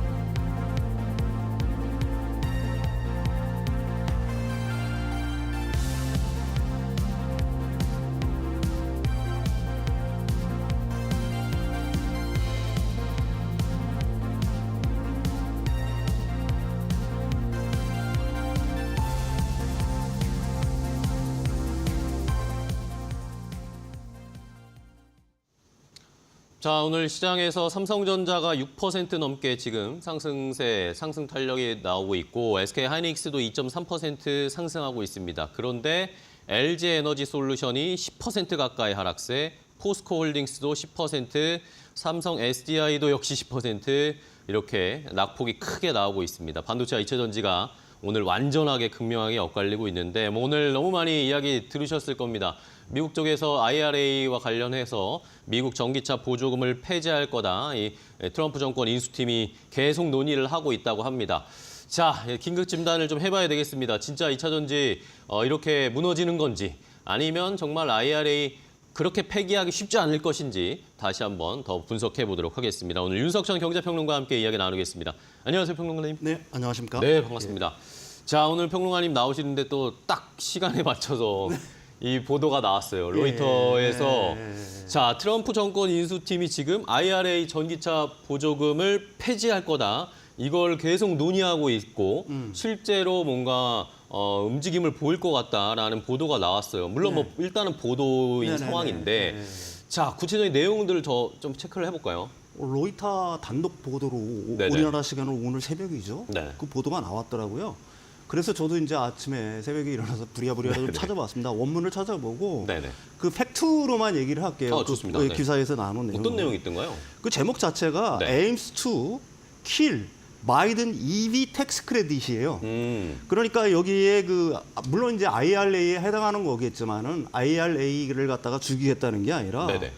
그 EV, 그러니까 전기차에 들어가는 보조금 있지 않습니까? 소비자한테 지급하는 네네네네. 7,500달러 네네. 미국 생산 또 그 뭐 핵심 원자재라든지 여러 광물들을 갖다가 그 미국이라든지 미국 동맹국에서 탑재를 했을 때 그렇게 해서 생산된 전기차에 대해서는 7,500달러를 갖다가 지급하는 그렇죠. 건데 1,000만 원 정도. 예, 이걸 가격이죠. 갖다가 뭐 그 로이터는 굉장히 강한 톤으로 제목을 일단 뽑았어요. 킬이라고 썼으니까 그러니까요. 이걸 갖다가 없애겠다라는 식의 어떤 뉘앙스를 썼습니다.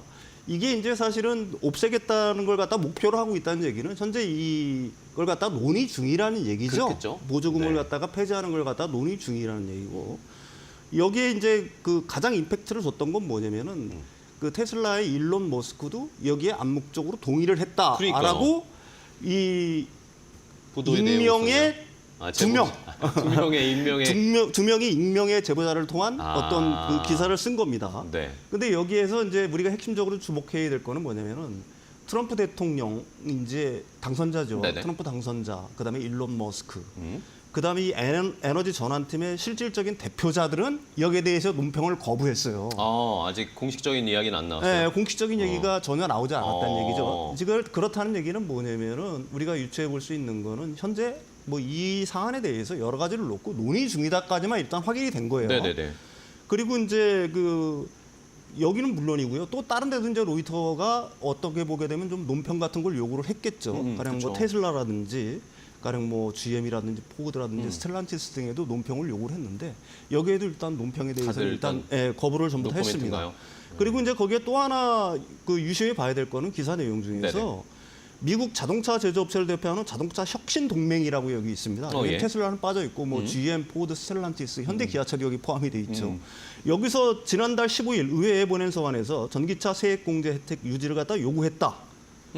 그다음에 그렇죠. 이제 또 하나 거기에 표현되어 있는 거 기사에 자동차 기술과 제조 미국의 글로벌 리더가 되는데 필수적이다. 특히 친환 그 전환팀은 IRA에 있는 일부 청정 에너지 정책은 이미 자금 배분을 갖다가 시작을 했고요. 그다음에 그 때문에 차례가 어려울 것이라고 판단하고 있다. 특히 이쪽에 그 자금 배분이 사실은 공화당 우세 지역들의 배분이 되고 있기 때문에 그쵸.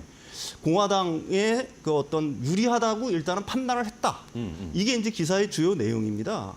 그렇다라고 한다면은 지금 우리 뭐 언론에서 일단 이렇게 다루고 있는 네. IRA에 대한 어떤 전면 폐지라든지 가령 뭐 IRA의 전면 폐지라고 한다면 실제로 우리나라 배터리 업체한테 그 굉장히 치명적인 그 어떤 부정적인 효과를 내는 거는 첨단 제조세 공제 혜택 AMPC를 갖다가 완전히 없애는 거잖아요. 그렇죠.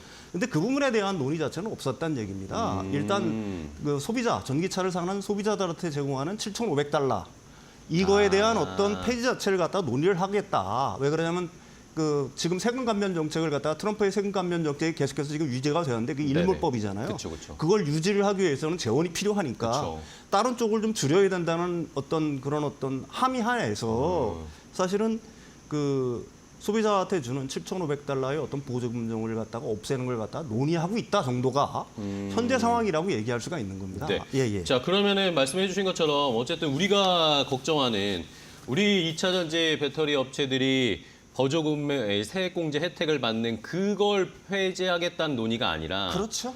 자동차, 지금 미국에서 판매되는 전기차에 소비자에게 지급되는 이 7,500달러의 보조금 폐지를 논의하고 있다는 네, 거죠? 그렇습니다. 그렇죠. 예. 아, 그러니까 이러다 보니까 시장에서 이게 우리가 너무 과민 반응으로 IRA가 그냥 뭐 폐지되는 것처럼 그걸 논의하는 것처럼 이야기가 많이 나오고 있는데 이렇게 추측은 할 수가 있겠죠. 가령 뭐 전기차 보조금이 사라지게 된다라고 하게 되면은 전기차 구매를 갖다가 더 꺼려할 거고. 네, 그렇긴 하겠죠. 당연히 그렇겠죠.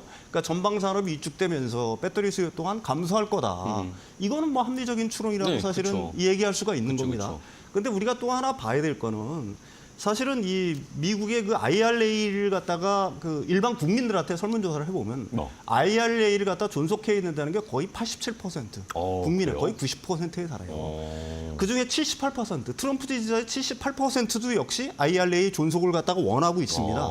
이게 바로 현실이에요. 그러게요. 그러니까 우리가 그 트럼프 대통령을 갖다가 보통 대중정치인이라고 보통 얘기를 하고 있지 않습니까? 과연 이런 어떤 일반적인 어떤 국민들의 어떤 정서에 반하는 그다음에 이건 어떻게 보게 되면 보조금을 갖다가 없애겠다는 얘기는 국민들한테 어떤 직접적으로는 어떤 수혜를 갖다 줄여버리겠다는 거잖아요.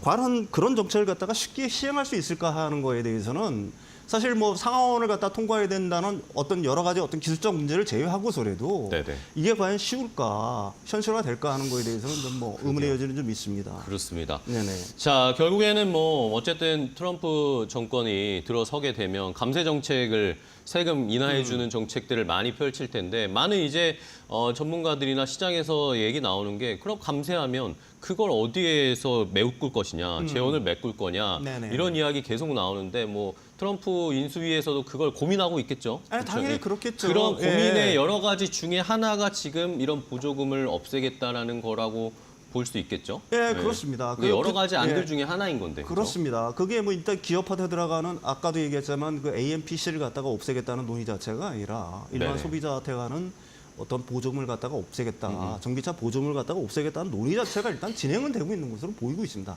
네. 단 거기에 대해서 트럼프 대통령, 일론 머스크 뭐 이런 사람들 같은 경우는 일체 뭐 그 논평 아직은, 코멘트가 네. 없는 거고요. 네네. 특히 그 핵심 그 대표, 그러니까 거기 관계자가 아니라 전환위원회의 어떤 전환팀의 그 대표들 같은 경우도 여기에 대해서는 아직까지. 결정된 게 없다. 논평 자체를 안 하고 있다. 이게 이제 핵심 팩트입니다. 알겠습니다. 예. 자, 일단은 뭐 새벽에 나왔던 이 이야기, 미국의 뭐 IRA 보조금 폐지 이야기가 나왔지만 뭐 일단은 어쩔 수 없이 심리적으로 오늘 시장에서는 반응을 할 수밖에 예, 아무래도 없어요. 뭐 그렇겠죠. 예. 예. 일단은 뭐 하락세가 좀 깊이 나오고 있는데 네.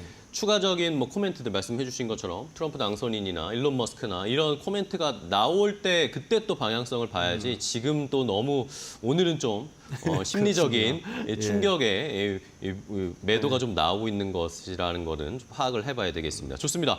자, 일단은 뭐 이렇게 어려운 상황이고 여러 가지 뭐 걱정들이 많은 상황이지만 오늘은 뭐 LG 에너지 솔루션 이야기를 해보겠습니다. 네네네. LG 에너지 솔루션 이런 뭐 경랑 태풍 속에 있는데도 네. 그래도 꾸준하게 할 일을 묵묵히 해 나가고 있는 그렇죠. 것 같아요. 예. 계속해서 뭔가 수주 소식을 이야기하고 계속 수주가 네. 뭐 일주일에 한 번씩 수주 소식이 그렇습니다. 나오는 것 같아요. 예. 뭐 최근에는 그 스페이스X랑 또 공급할 수 있다 이런 이야기 나왔어요. 예. 이거는 뭐 사실은 뭐 스페이스X를 갖다가 우주에 보낼 때 과연 뭐 일부에서는 그렇게 얘기하죠.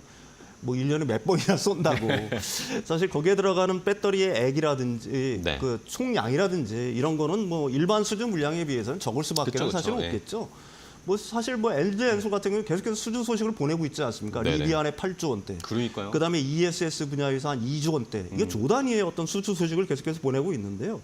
우리가 주목해야 될 거는 사실은 이게 우주선에 탑재된다는 거에 의미가 있는 거예요. 네. 사실 우주복, 그러니까 나사의 우주복에는 그 LG 엔솔의 전신이죠. LG 화학에서 이미 리튬 이온 배터리를 갖다가 납품을 했었습니다. 아, 그렇군요. 네, 그리고서 거기에서부터 2016년이니까 벌써 한 8년 정도가 지난 그러게요. 거죠. 오. 그동안에 이제 그 굉장한 어떤 뭐라고 해야 될까요? 기술적인 진보가 이루어졌다라고 봐야 되는 거고요. 그러게요. 이게 지상용 배터리랑은 완전히 다른 개념이라고 우리가 이해를 하셔야 됩니다. 그러니까 환경이 완전 다르니까. 환경이 완전히 네. 다르죠. 일단은 우주선을 쏘아 올릴 때 엄청난 고온이 발생할 거 아니겠습니까? 그렇죠. 네. 고진동이 발생할 거 아니에요. 그다음에 우주로 날아가면 극저온 상황이 될 거 아니겠습니까? 뭐 이런 그다음에 한 시속 한 26,000km 정도로 움직인다라고 얘기를 해요. 뭐 그렇다고 그러면 엄청난 속도 자체를 견뎌야 된다는 얘기죠. 맞네요. 이 가장 중요한 거는 사실 우주선에 들어가는 그 반도체처럼 이 배터리에도 방사선 차폐 장치가 돼 있어야 돼요. 이 방사선이 닿게 되면은 사실은 그 전해질이 오염된다거나 전해질 성분의 어떤 변질 이게 충분히 예상해 볼 수 있는 그러게요. 거잖아요. 여러 가지 어떤 극한의 조건 하에서 그다음에 전극들이 양극, 음극들이 이탈될 수 있는 가능성들. 그렇죠. 뭐 이런 것들이 충분히 있을 수가 있겠죠. 근데 그런 조건들을 갖다가 전부 다 충족을 시켰다는 거에 굉장히 큰 의미가 있는 겁니다. 그리고 그 스페이스X를 만드는 스타쉽을 만드는 회사가 바로 테슬라잖아요. 네네. 사실 여기에서 이제 그 파나소닉이라든지 아니면 다른 업체들의 어떤 꺾고 LG 에너지 솔루션에 배터리가 들어간다는 거는 네. 아까도 얘기했지만은 그 일종의 일론 머스크가 그 LG 엔솔의 어떤 기술력 뭐 이런 걸 갖다가 충분히 어떻게 보게 되면은 확인했다. 그리고 그걸 갖다가 LG 엔솔 입장에서는 그걸 갖다가 입증했다.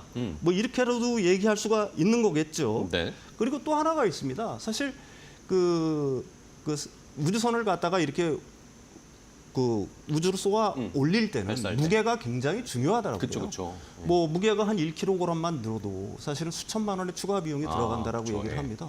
그러니까 그 배터리로서는 무게가 좀 중량은 좀 적게 나가는 대신에 에너지 밀도가 보장이 돼야 되겠죠.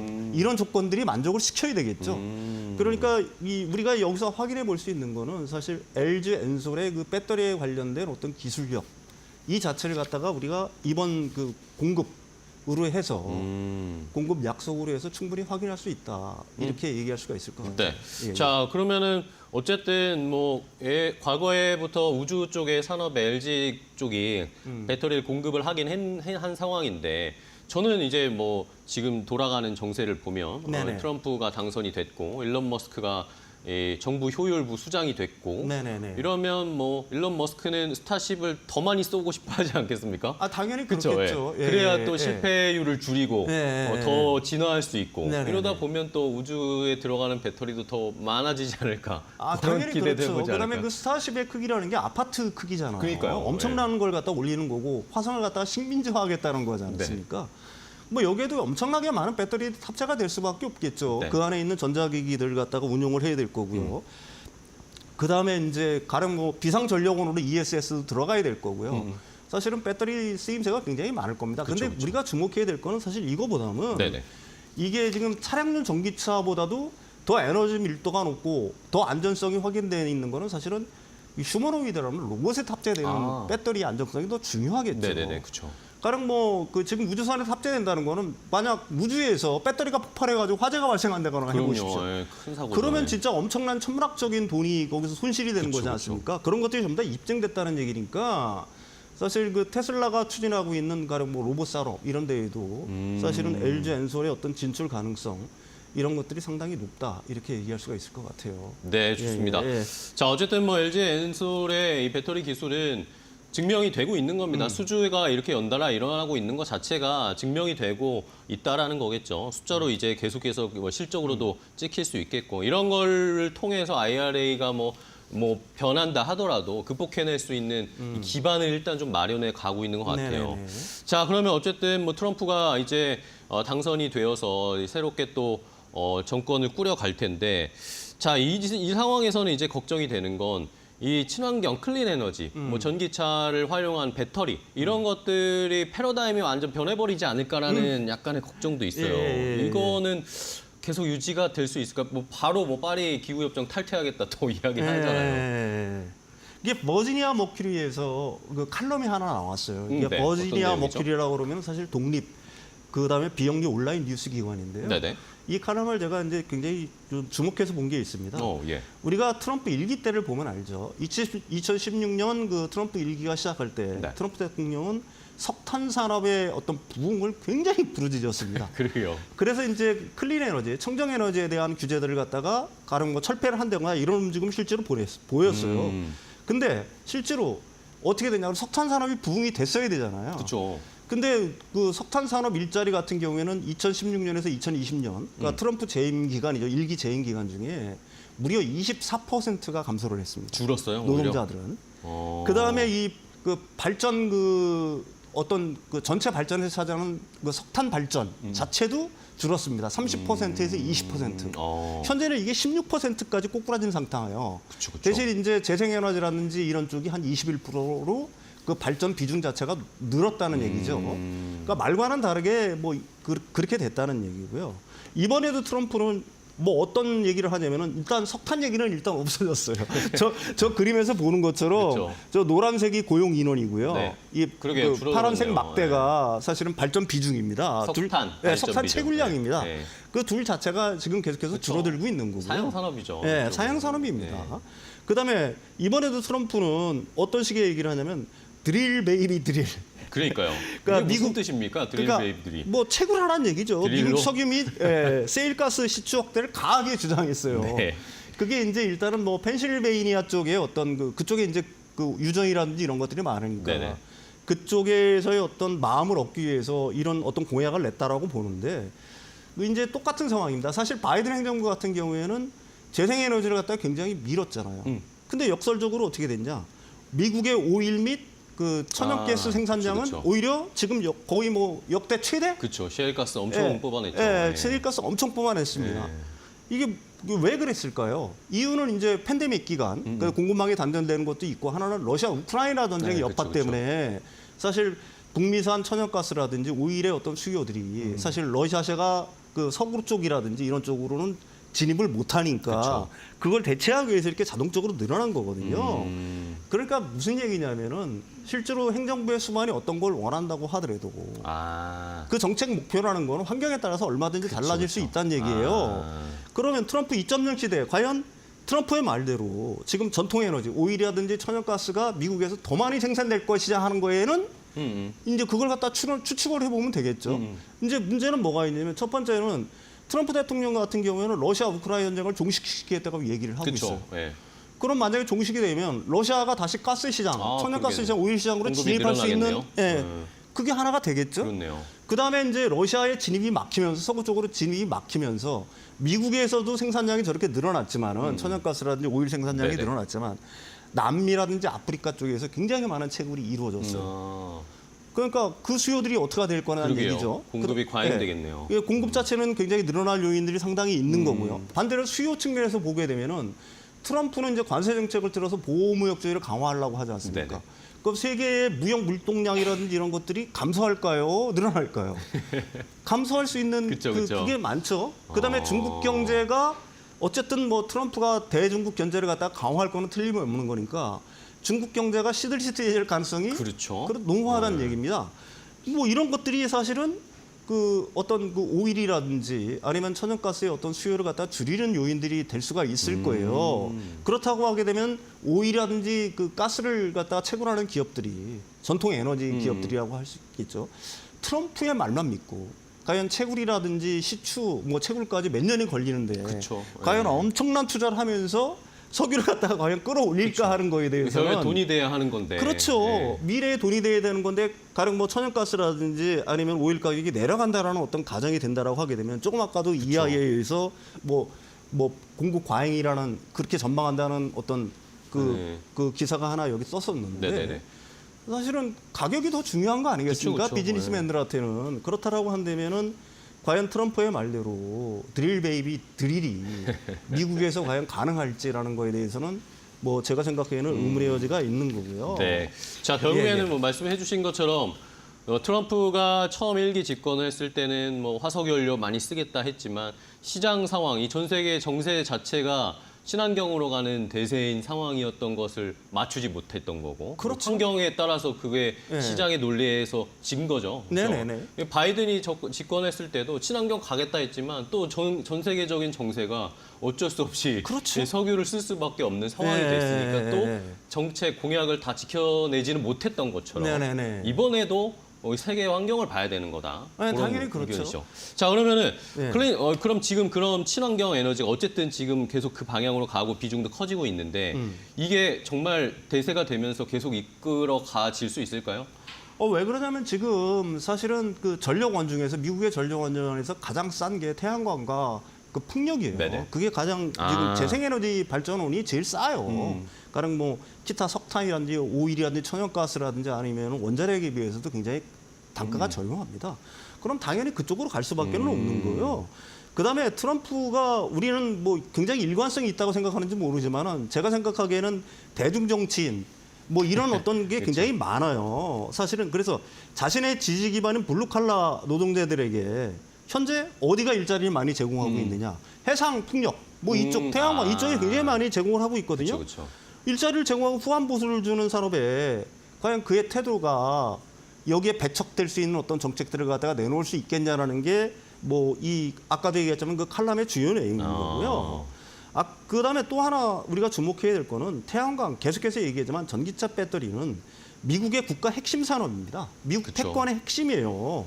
가령 지금 그 전기차 보조금을 줄여서 전기차 정책이 후퇴한다고 하게 되면은 과연 미국은 갈라파고스의 섬이 되는 겁니다. 왜 그러냐면 지금 유럽에서도 보조금을 갖다 부활하려고 하고 있는 거고 전기차나 자동차, 단순한 자동차 이상의 의미를 갖고 있는 거예요. 왜 그러냐면 거기는 자율주행, 인공지능이라든지 이런 것이 탑재되는 그러니까 오늘날 아니면 미래 그 핵심 어떤 그 자원들이 총 직결된 그쵸. 분야가 바로 그 네네. 부분이거든요. 근데 그 부분에서 다시 내연기관으로 돌아가? 그렇게 된다라고 하게 되면 미국은 경쟁력에서 지쳐질 수밖에 없는 거죠. 그러니까 미국의 엘리트들이 이걸 모를 리는 사실은 없는 겁니다. 그다음에 탈중국의 필요성은 누구보다도 절실하게 느끼고 있는 거고요. 그래서 바이든 행정부에서도 사실은 IRA는 이런 이유로 만들어진 법인 거고요. 똑같은 얘기를 하지만 아까 로이터 기사에도 얘기했지만 네. 대부분의 IRA의 어떤 자금들이 공화당 우세 지역에 지금 배분이 되고 있는 게 현실인 거고요. 그다음에 그 소수의 아까도 얘기했지만 뭐 기후 위기의 부정론자들도 있지만 미국 대중의 시선은 대부분 이거는 어차피 그리 갈 수밖에 없다는 쪽으로 공감이 이루어지고 있다. 적어도 한 87%, 90% 정도는 사실은 그 기후 위기에 대해서 굉장히 위기 의식을 느끼고 있는 거고요. 그 가령 뭐 전기차의 전환이라든지 이런 것들이 그 대사다. 재생에너지를 쓰는 것도 대사라는 쪽으로 기울고 있기 때문에 네. 글쎄요 트럼프 대통령이 여기에 반한 정책을 내놓을 수 있을지 뭐 저는 의문입니다. 아직도. 예. 알겠습니다. 네네. 자, 윤석천 경제평론가 오늘 2차 전지 다시 한번 IRA 관련해서 엮어서 한번 분석을 해봤는데 뭐 트럼프 당선인이 뭐 불도저 같이 밀어붙이는 스타일이기도 하지만 또 이게 상황이 바뀌어서 자신에게 유리하지 않으면 언제든지 또 바꿀 수 있는 사람이기 때문에 계속해서 저희가 모니터링하면서 분석하고 전망도 한번 윤석천 평론가 계속 이야기 나눠보도록 하겠습니다. 오늘 좋은 인사이트 주셔서 감사하고요. 다음 주에 또 뵙겠습니다. 고생 많으셨습니다.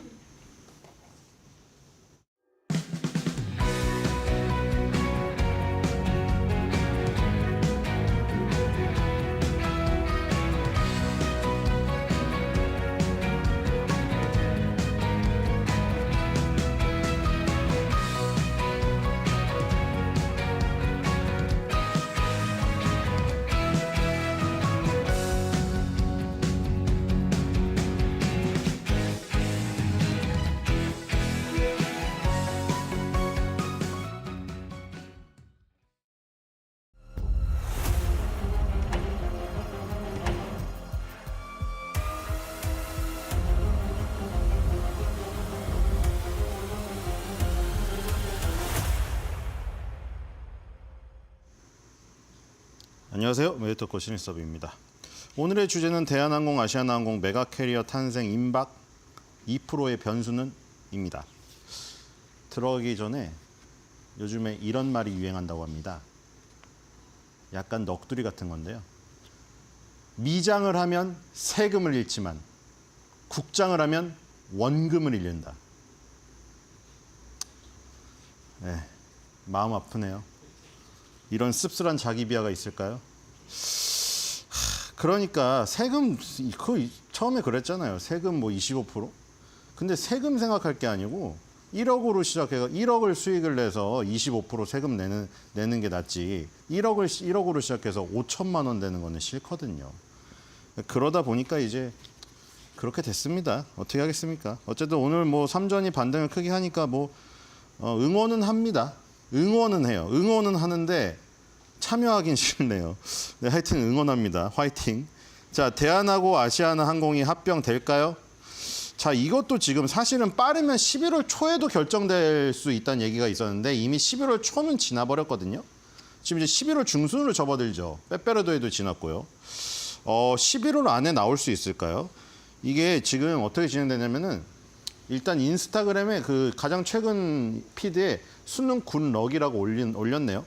요즘에는 뭐 기장님이나 뭐 승무원들, 정비사분들도 막 밈 같은 걸 되게 많이 올려요. 그 우리 저기 뭐지 그 철도 KTX 그 저기 원래 여성 그 저기였다가 기장이 아니죠. 그 여성 철도원이었다가 너무 밈을 잘 올려가지고 그 홍보팀으로 발령나서 막 재밌는 거 많이 올리시는 그 여성분 계시죠.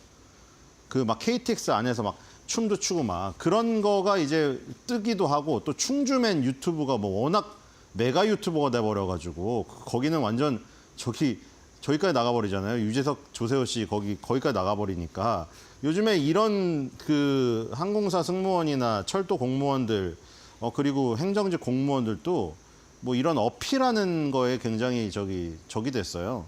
혈안이 돼 있죠. 그래서 굿럭 올렸는데 이 수능 굿럭뿐만 아니고 대한항공에도 굿럭을 가져올 수 있을지 지켜봐야 될 것 같고요. 약간의 변수가 지금 남아 있거든요. 뒤로 가보겠습니다. 이게 근데 좋은 건가요? 좀 뭐 비행기가 자주 안 타봐서 그런데 뭐 이게 지금 마일리지도 말이 많고 그러더라고요.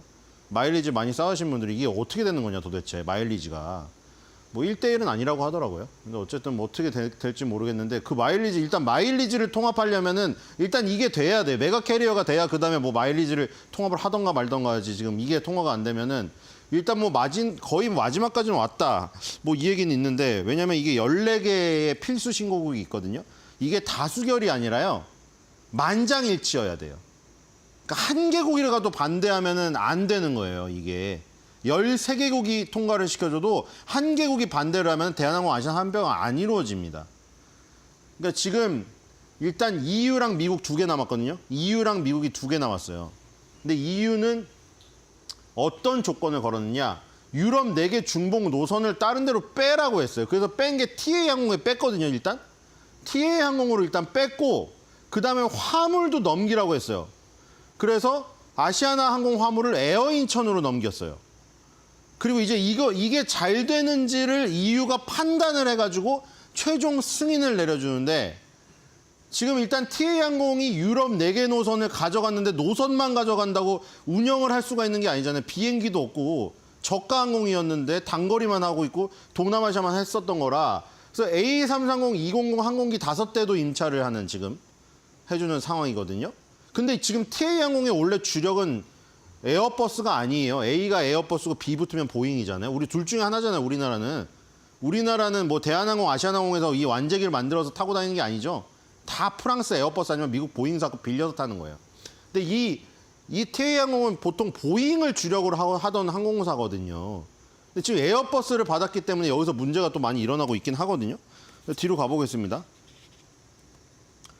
자, 아시아나항공의 화물기 기령 쫙 나와 있고 국내 항공화물 시장 점유율 이렇게 나와 있는데 자 이게 대한항공이랑 아시아나항공이 합병할 때 왜 14개국의 승인을 받느냐 모든 문제가 독과점이에요. 우리가 뭐 엔비디아 뭐 소프트뱅크 회장님이 벤슨왕 어깨에 기대서 막 이랬잖아요. 퍼포먼스로 엊그젠가.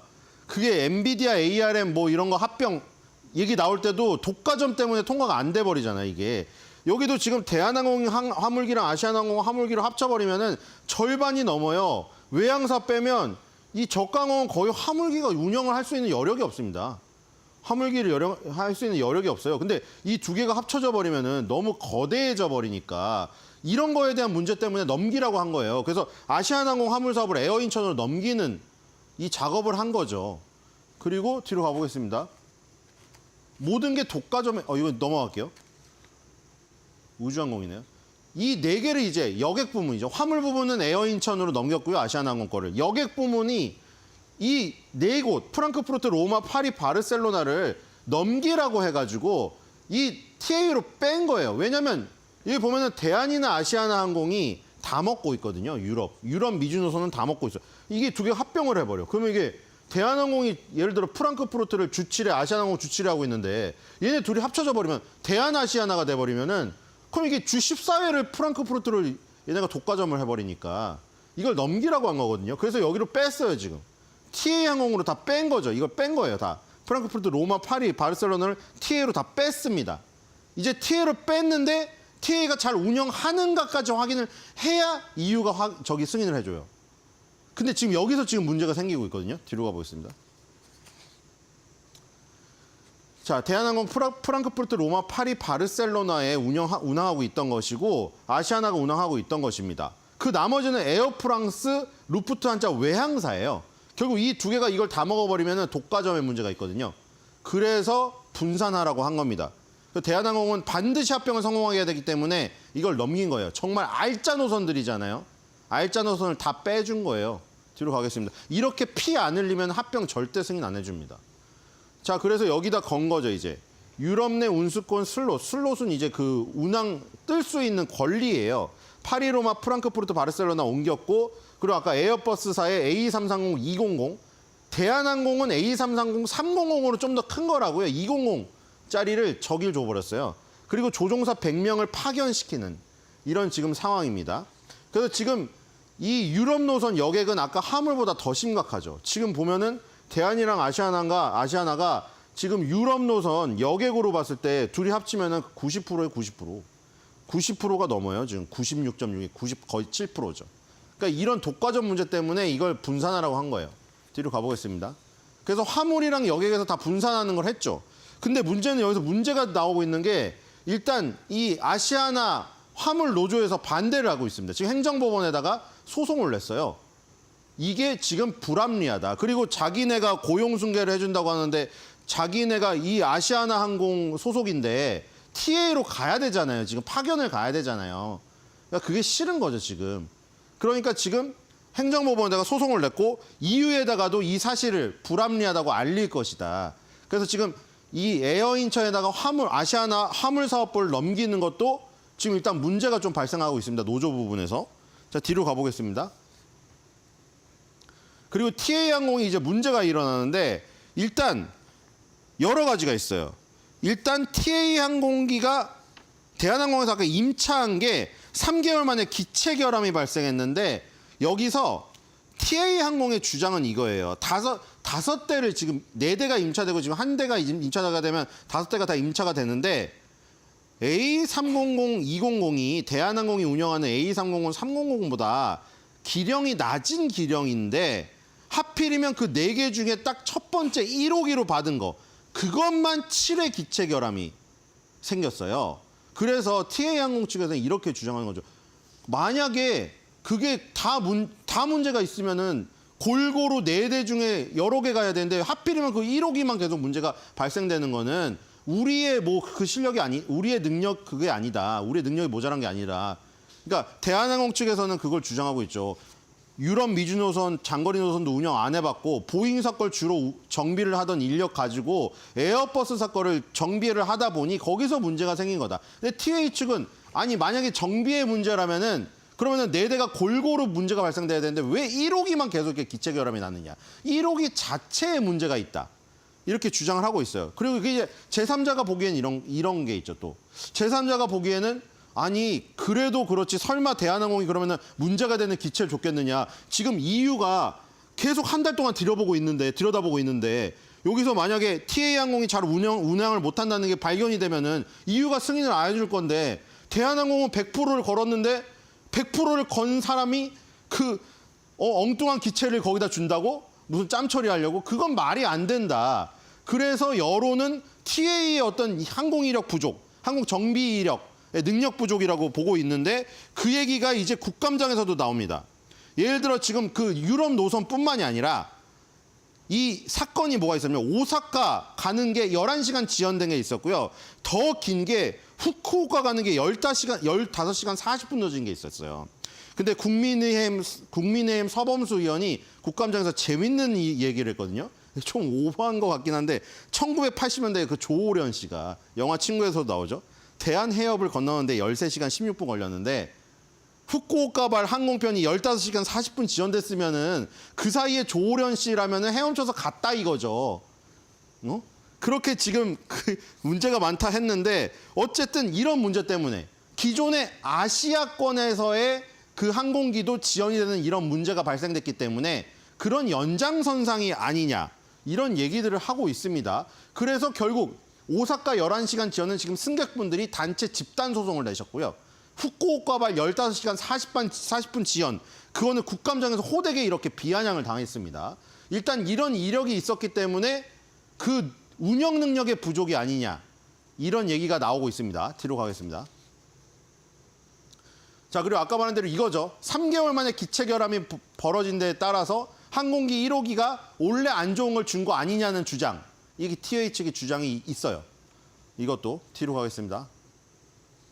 그게 맞붙고 있고요. 자, 요 사진입니다. 이제 대한항공이나 아시아나항공이 합병이 됐을 때 이제 이름도 바뀌고 승무원의 그 승무복도 바뀌고 다 바뀔 텐데 이게 과연 순리대로 될까? 아까 그 두 가지 문제가 있는 거죠. TA항공이 이제 잘 운항을 해야 되고, 그러니까 이게 만약에 기체 결함이 아니고 정비의 문제라고 하면 대한항공이 계속 더 인력을 파견해가지고 지금 가르쳐야죠. 빨리 가르쳐서 이유가 잘 보이게 해야 될 것이고, 아까 화물노조가 에어인천에 넘기는 걸 반대한 부분, 소송 걸린 부분, 그건 이제 법적인 해결이 필요한 부분이에요. 이런 것들이 해결이 돼야 된다. 그래야 순수하게 합칠 수가 있다. 그리고 마지막으로 이제 조원태 회장의 멘트를 보고 있습니다. 블룸버그 인터뷰에서 이런 얘기했죠. 아시아나 합병에 100% 걸었다. 물론 영어로 했어요. 사람들이 좀 한국말을 할 땐 깬다고 했는데 영어를 잘해서 영어는 잘하네 이렇게 댓글 많이 달렸거든요. 무얼 포기해도 성사시킬 것. 그래서 지금 14개국 하는데 12개국까지 왔잖아요. 12개국까지 오면서 알짜 노선 싹 다 내줬습니다. 중국에서 허가받을 때 중국한테 좋은 노선 다 빼줬어요. 그리고 이제 EU에서도 지금 TA항공을 다 빼준 거고, 마지막 같은 경우 이제 미국만 남았어요. 근데 미국은 승인 제도가 아니고 만약에 EU가 합병 승인을 하고 나서 소송을 안 걸면 바로 통과입니다. 그러니까 EU의 승인이 마지막 관문이라고 봐도 과언이 아니겠죠. 자, 한 줄 매듭평입니다. 제가 조원태 회장의 빙의에서 한마디를 하겠습니다. 난 모든 걸 다 걸겠다. 올인!